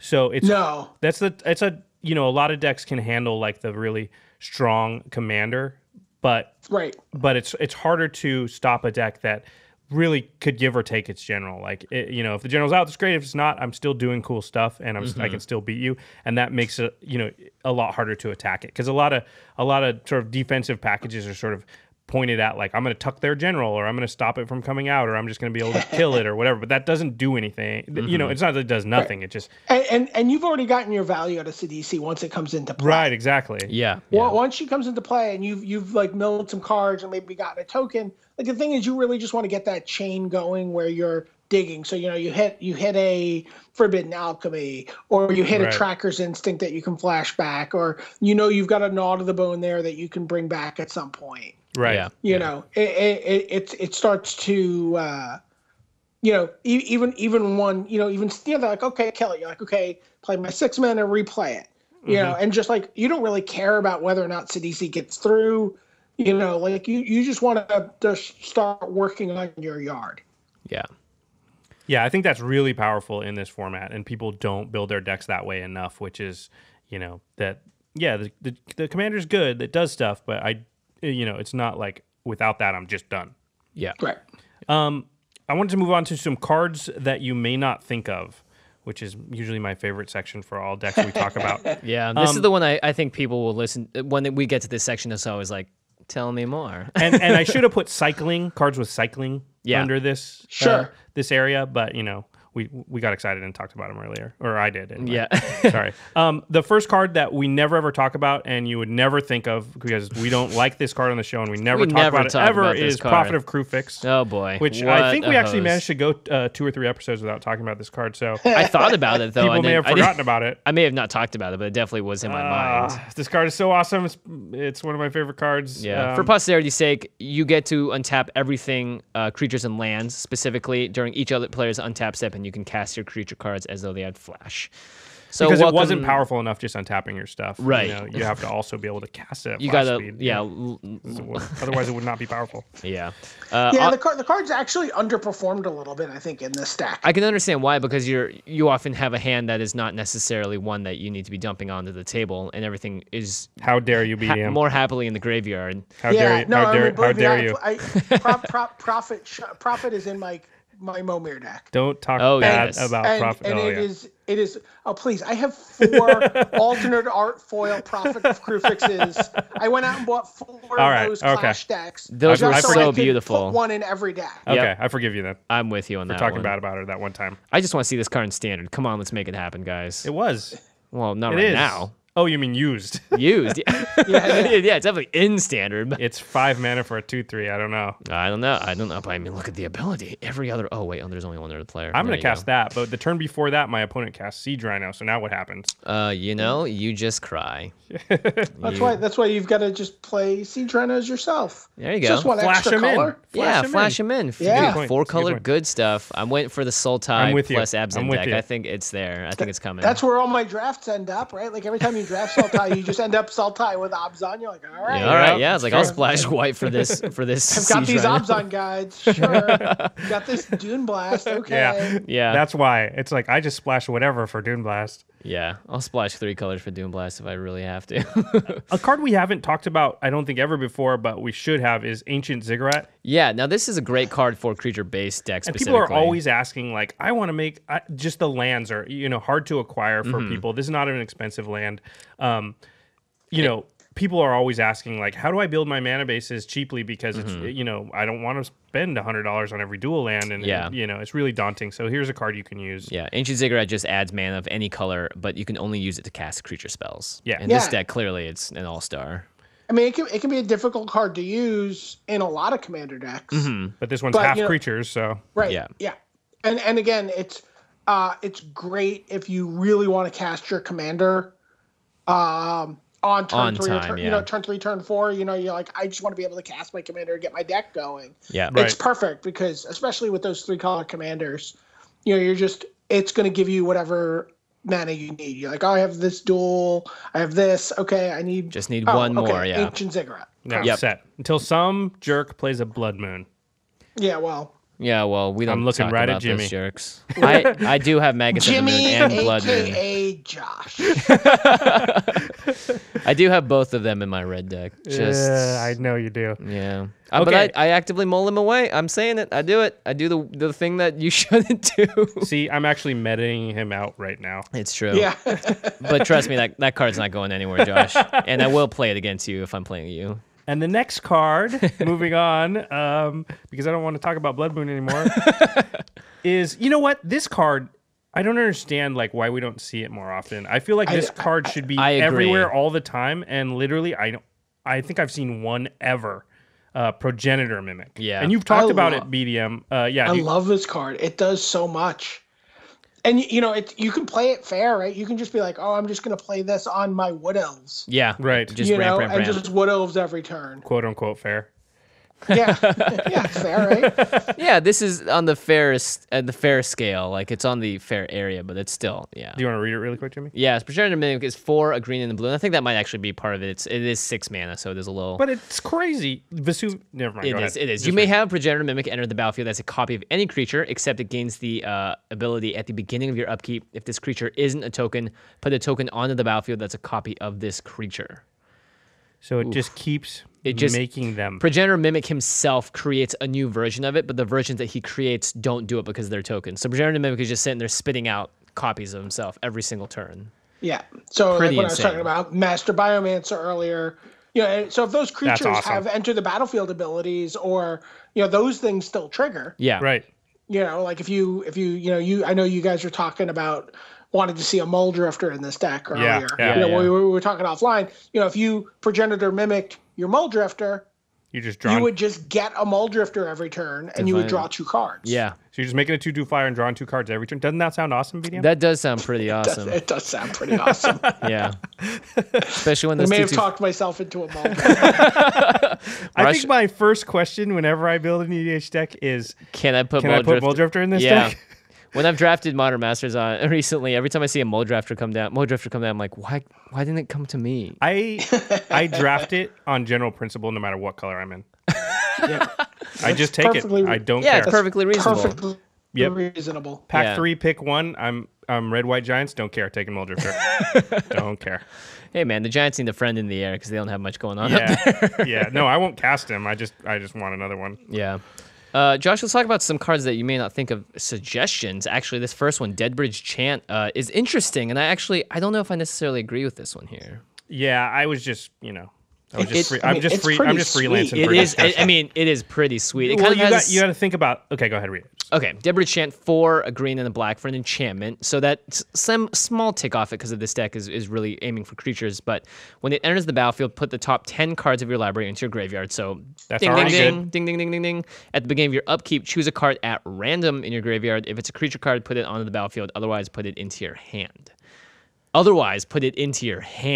That's insane. That's pretty awesome, actually. Yeah. Yes, it's first of all, it mills 10 cards for you. So you want that. Second of all, it just starts putting stuff directly onto the battlefield if it's a creature, or into your hand if it's not. See, now I would totally run this if this deck had, for instance, 3 to 4 delve cards in there, so that you could have Deadbridge Chant in and be like, all right, I don't need to have 7 lands in here. I'll go down to 1. Why you know?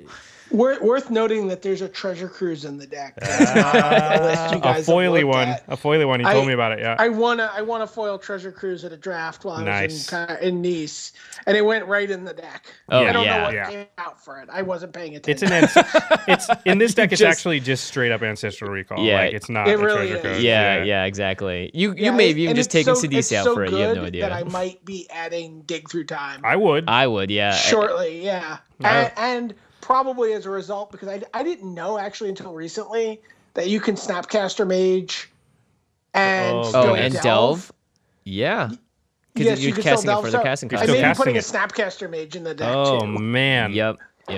Because I mean, you only have 10 instants and sorceries in here, but being able to just put any of those back, especially if it is the one and only treasure cruise, it's pretty amazing. Yeah, it's great. Oh man, Snapcaster with do that. I'm on board for that.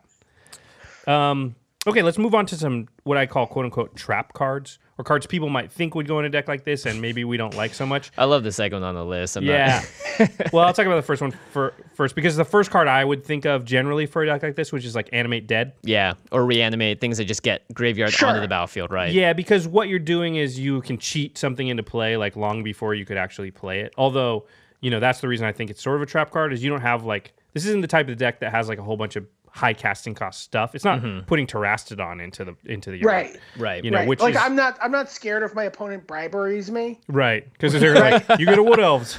You get the middle of the top 5 cards of your library. I Congrats. don't know if they got a Prophet of Krufix, I might be a little scared. Yeah. Yeah, I mean, sure. No, There's it's not. some cards that are, but nothing that like if it hits the battlefield, I'm gonna die. Right. And so if you're not terrified of bribery, Then you don't want Animate Dead. probably don't want Animate Dead. Yes, Yeah, exactly. absolutely. Another one, just because it's recent, Tygam Scheming, which just seems like this card's just bad, but and it is. But because if it doesn't work in this deck, it's probably you shouldn't play it ever. All it needs to say is draw a card at the end of it to make it any bit playable. That's really what's holding it back. Yeah. That's a new card. It's what is it? Instant for 1 and a blue. Yeah. Look at the top 5 cards of your library. Put them back in any order or any into graveyard. Or into graveyard. Yeah. So it seems like it'd be good. Be like, I can fix the next turns I'm going to be taking, but ultimately you're doing something that doesn't directly impact the board usually. And it doesn't draw a card. Yeah. As someone who's first picked Mulch more than any human in the history of Magic, Like if you don't like this card, nobody will, right? correct.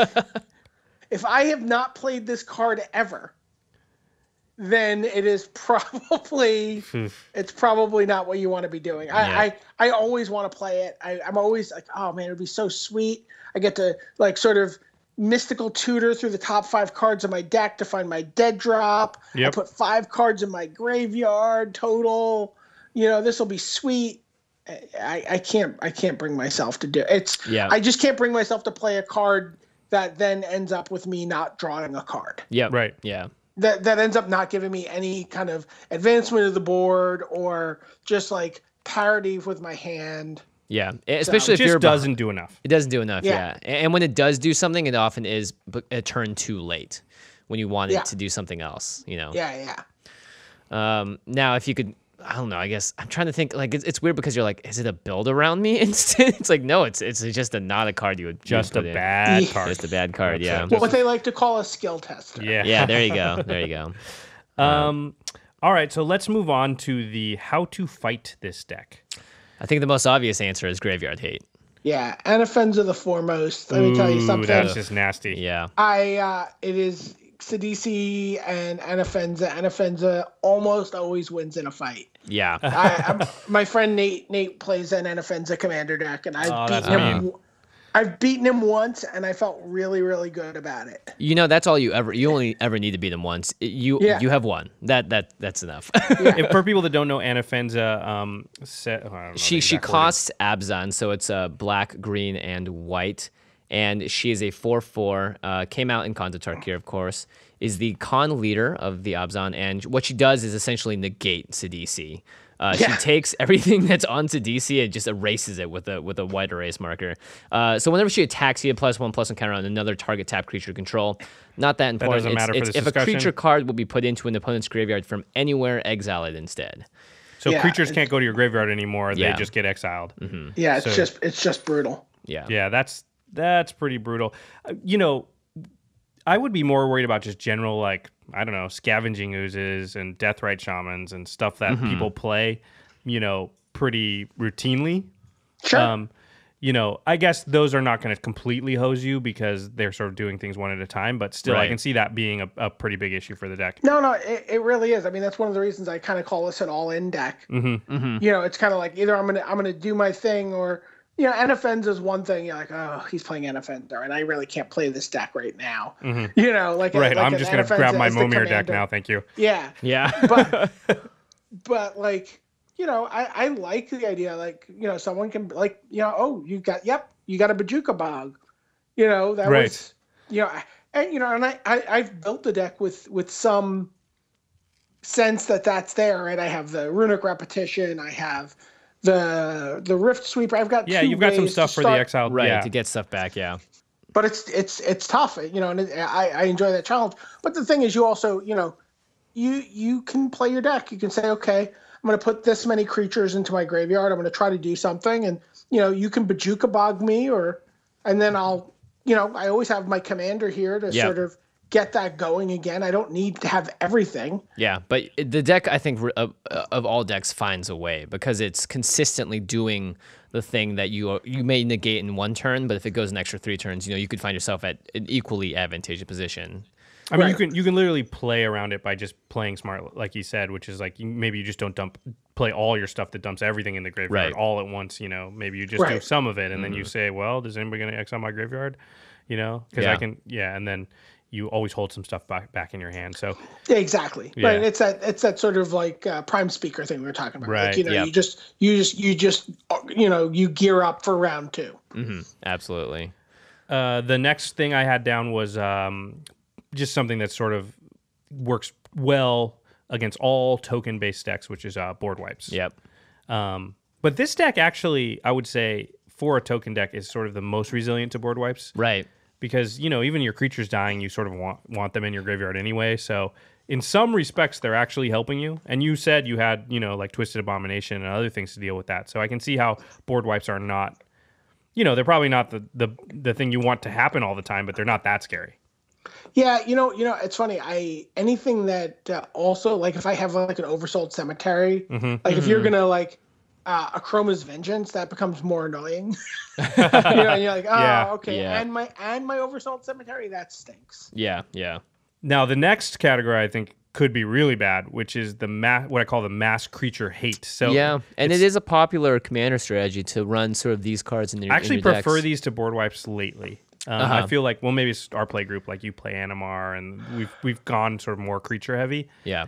There's a couple token decks in our group, and so I've sort of switched out a lot of my board wipes for stuff like Propaganda, which is an enchantment that says if anybody wants to attack you, they have to pay 2 colorless for each creature attacking you. And there are a lot of cards that do this across the colors, like Ghostly Prison is the white version The white of it. one. Yeah. There's stuff like Silent Arbiter. Silent Arbiter says only one creature can attack or block each turn. Great in Crawl Space. Crawl Space is an artifact that just says no more than 2 creatures can attack each turn. Like this type of stuff I could see being a problem. Yeah. Yeah. No, absolutely. I'm really looking for, Brutalizer Exarch, Acidic Slime, or like Trigon Predator at that point. Just to get rid of Just that. and I'm really Reclamation Sage, on, maybe. Like, kind of like those 3 cards. But you're in black, you got tutors, and you're in green, you got creature tutors. Like maybe a Sultai Charm then. Well, the great thing is, too, when somebody's running a propaganda-type strategy against you, it's not actually stopping you from making those creatures, right? And they feel really safe. And so what you do is you just build all your creatures, and then you go, boom, kill that thing, attack you, kill you. Okay. Yeah, or you do something with Cradle. And you're like, all right, play my Craterhoof Behemoth. These guys are coming at you, and I'm going to pay with the propaganda. The rest of the guys are going this way. Yeah, it's like only 7 of my guys need to hit you. I still have enough mana to kill you. Yeah, exactly. That's true. Yeah. You just literally brute force through it. Yeah, I like that. Yeah, I think propaganda cards like Ghostly Prison are there, and they're an interesting stopgap because they're a temporary dam. There's always it's going to get crossed at some point, and it's just finding out how to like aim your sort of acceleration to a point where you can do it without losing stride, if that makes sense. Right. Yeah. And the last thing I would say is like torpor orbs type stuff because there's just so much enter the battlefield shenanigans. Right. Yeah, So- no, I'm screwed by that card. I hate Torpor Orb. I really yeah. do. But people play it, and they should. It's a very good Yeah. card. It's not yeah, as. Go ahead. I have one out really to that, and that's Trigon Predator. Yeah. That's my only non-enter the battlefield way to Just wrecking deal another with effect. that card. Yeah, because all your stuff wants to be creature based, Mm-hmm. and it Yeah. actually it turns off all the stuff you normally would have to kill it. Right. Yeah. But I mean, I can still get cards into my yard. I can still spider spawn. You can still like overwhelm yeah, it's someone. true. They're not. But it just slows you down to the point where it'll be annoying. Yeah, and if it turns Yeah, off, it's super annoying. No, I dread that card. Yeah. like your creative foot team, it just So becomes do a I. 5/5 for 8. It's like, all right, yeah, Sweet. see you later. Yeah. Well, it's It funny. still I've has had haste. that- Yeah, I've had that happen with my. We were talking about Essence of the Wild before, and sometimes Essence of the Wild has that same effect on your own cards. oh It's Yeah, like that's a little true. tricky to get Essence of the Wild into play at the right time. Your Prime Speaker is Zagana. Well, it's an Essence of the Wild now. BDM. It's a vanilla 6/6. BDM, we call that high class problems. yeah, Yeah, good no, good I- problems, right? Oh no, all my stuff says 6/6. Wah. Yeah. All right, so here's some ways not to try and fight this deck. This seems like it's always the number one on how not to fight the deck, and it's spot removal. Very often, it seems like that doesn't work as well as you want it to. The 1-for-1, And Yeah. don't not put any spot removal in your decks, people, because Jimmy said that. But you don't need yeah. a ton of it. You don't- yeah, and exactly. against this deck, it's kind of absolutely pointless. Yeah. Because like he said, he doesn't care about Sidisi being out or not. And then there's I no like it to be out. right. Yeah, why not? Yeah. But there's not like one linchpin thing that you need to kill for this deck to be offline or Sure. online. So control magic is another one. Like control magic's type stuff can really hose some decks because if you take their commander, they're just done. Yeah. And oftentimes, if they can control magic, that's something that really synergizes with their deck that they just don't have access to in the colors, then that's even worse, And then tuck effects, which are normally very good. And we usually put tuck into the other category of how to fight the deck for almost everything. But for this deck, I feel like tuck is just not that useful. Tucking Sidisi in won't really slow down the deck too much. Like The you said, deck finds a way, and I think that's the resilient part about it. and also the deck, it has a toolbox aspect to it where it's able to go find the answers it needs. Like you said, it's got access to black and green, which are really good at going to find whatever given card you need at that moment. So I feel like tuck is just not going to work that good against it. All right, and then so we always like to do the last section, which is how to counter their counters or how to counter their disruption, as it were. And you talked about this earlier, Jimmy. Yeah, Go ahead. Soul of New Phyrexia. It's just it is a card that works very well for token-based strategies. I mean, if you are really vulnerable to a board wipe, and this deck may not necessarily even need it because, like we said, board wipes aren't the end of the world for this deck. There's a lot of survivability past that. But Right. you need a way, like sometimes like in your case, like even if it's like a fog or something, just that gives you that like constant mists. I actually really like Soul in this deck because it's good from your graveyard too. Yeah, I mean that's a big one. So- I kind of have been thinking about multiple souls. I of think Innistrad, Soul, Innistrad could be really good. Soul yeah. of Ravnica is sweet. Yeah. Soul of Innistrad super sweet in this deck. Yeah, I agree. But New Phyrexia, I think, is probably the strongest because you're going to have that instant where you make all your stuff, and if they have Faded Retribution, Yeah. Save some mana up, yeah. Yeah, and this deck can make mana, and like I said, it's already dumping stuff into its graveyard, so Yeah. Soul doesn't even need to be gonna, out there. Yeah, it's gonna get In there. fact, a lot of times you'd rather it's in your graveyard because it actually costs 10 mana to protect all your stuff, or is it 11? If you're playing it from your hand, yeah, it's 6 and 5. Yeah, but if it's in your Yeah. graveyard, it only costs 5. So you'd almost rather it be in the graveyard because you don't care about having another creature. Yeah. You're probably going to win anyway. Yeah. So Yeah. and Right. then And I think I was talking about the idea of like adding Worldly Tutor to the deck. Yeah. Yeah. And then if you have like the deranged assistant or a Milliken, which is another kind of Yeah, like you just put it right into the like graveyard. your opponent can does something, you can be like, okay, Worldly Tutor for Soul of New Phyrexia, Stick it in the activate yard. my deranged assistant, dude, that's awesome. Yeah. mill my Soul of New Phyrexia away, Use and it. now activate and now use the ability. Yeah. Yep. It's also a thing where people will forget it's in there because you could mill it with Sidisi on turn 4. Yeah. And then, Sure. No one's turn keeping 11, track of they're your like, graveyard oh as God, well I'll as save you are. myself with Faded Retribution. And you're like, Believe no. me, people are always Yeah. asking. They're like, "Wait, what's in your? Can you separate out your creatures?" in Can your you fan it out for me? Yeah. It's hard, Yeah, though. yeah, If you're yeah. playing with 5 people, it's just going to happen sometimes where they're Oh just yeah, like, yeah, Yeah. absolutely. I usually take the stance of I'm just not going to bother until it really affects me, and then hope I have an out. And then the other thing I would say is, because of things like Torpor Orb and there's a few cards that stop enter the battlefield effects. I think it wouldn't hurt to have like one Krosan Grip or just one thing that's like, literally. But you said you had one answer to Torpor Orb. What was it? Trigon Yeah, Predator. I have the Trigon Trigon. Predator. Yeah. I but like it has to Sultai- get one of through, you, right? One of you guys said Sultai Charm earlier. Yeah, the Sultai charm. Charm. I Yeah. like Sultai Charm a lot. Yeah. Gotta love the options. There's always something nice about having options. Yeah, yeah.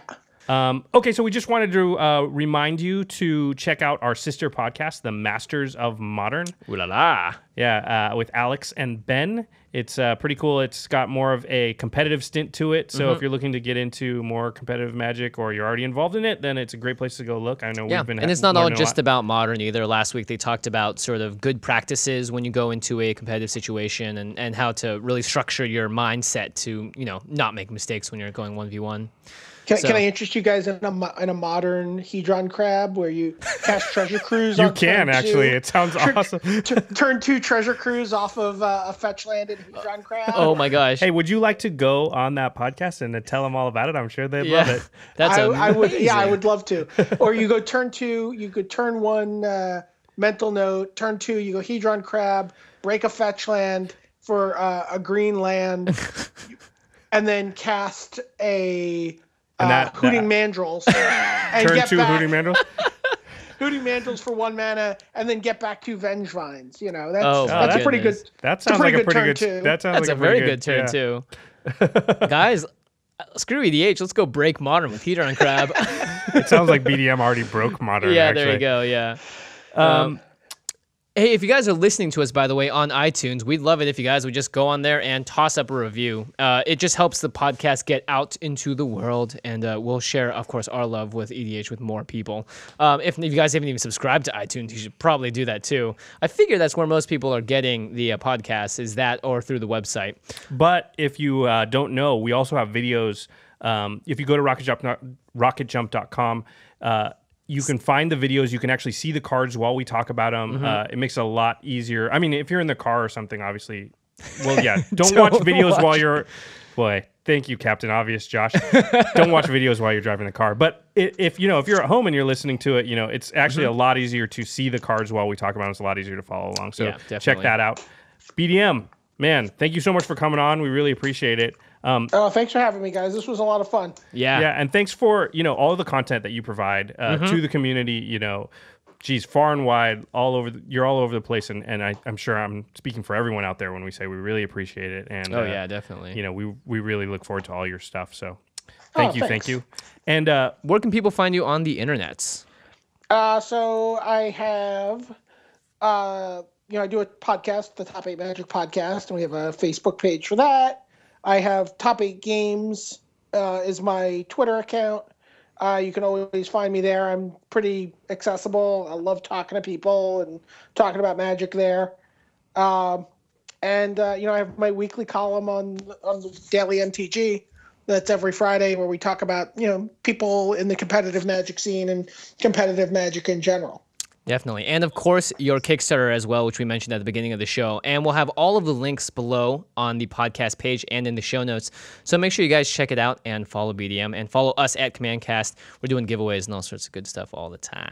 definitely go check out the Kickstarter, Emergent Genesis. It's pretty sweet looking. I Yeah. mean, yeah, I'm totally into it. It's so coming yeah, from- check it out. If you like multiplayer games, like if it has a very similar dynamic to sitting around the table and beating up your friends with 99 card decks. I mean, there is a very similar kind of like, oh wait, if I attack Jimmy, then Josh is going to kill me. There Nice. is that sort of multiplayer dynamic, which is pretty sweet. So Sounds Yeah, good I to think me. it would definitely be appealing to the same group of people. It looks awesome, so we're very Yeah. excited for that. All right, guys. Well, we're hoping you're having a nice December. It's not too cold out where you are in the world. Oh, one more thing. Yeah, I just wanted to say that we're not going to have an episode next week because of the holidays, but we will be back in early January. So don't get worried. We're fine. Don't get we're worried. Cool. We're on the Pacific Northwest. There's not even snow there, so we're good. Instead of spending 2 hours listening to this podcast, go and find 2 friends and play a game of EDH instead. Go to Kickstarter. Give some money to Emergent Genesis. I don't know. Absolutely. Do other stuff, but don't just do anything, but do something. Yeah. Draft a spider spawning deck somewhere, somehow. Oh. No, don't. Let me have it. Yes. We'll be there if you're drafting, so just let us know, guys. All right, everybody. Thanks for listening. All right, let's see you guys next time. Peace.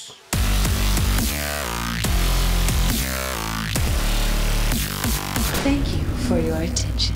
For further inquiries, send an email to commandcast@rocketjump.com or ask us on Twitter @JFWong and @JoshLeeQuai. See you later, alligator. Greetings, humans.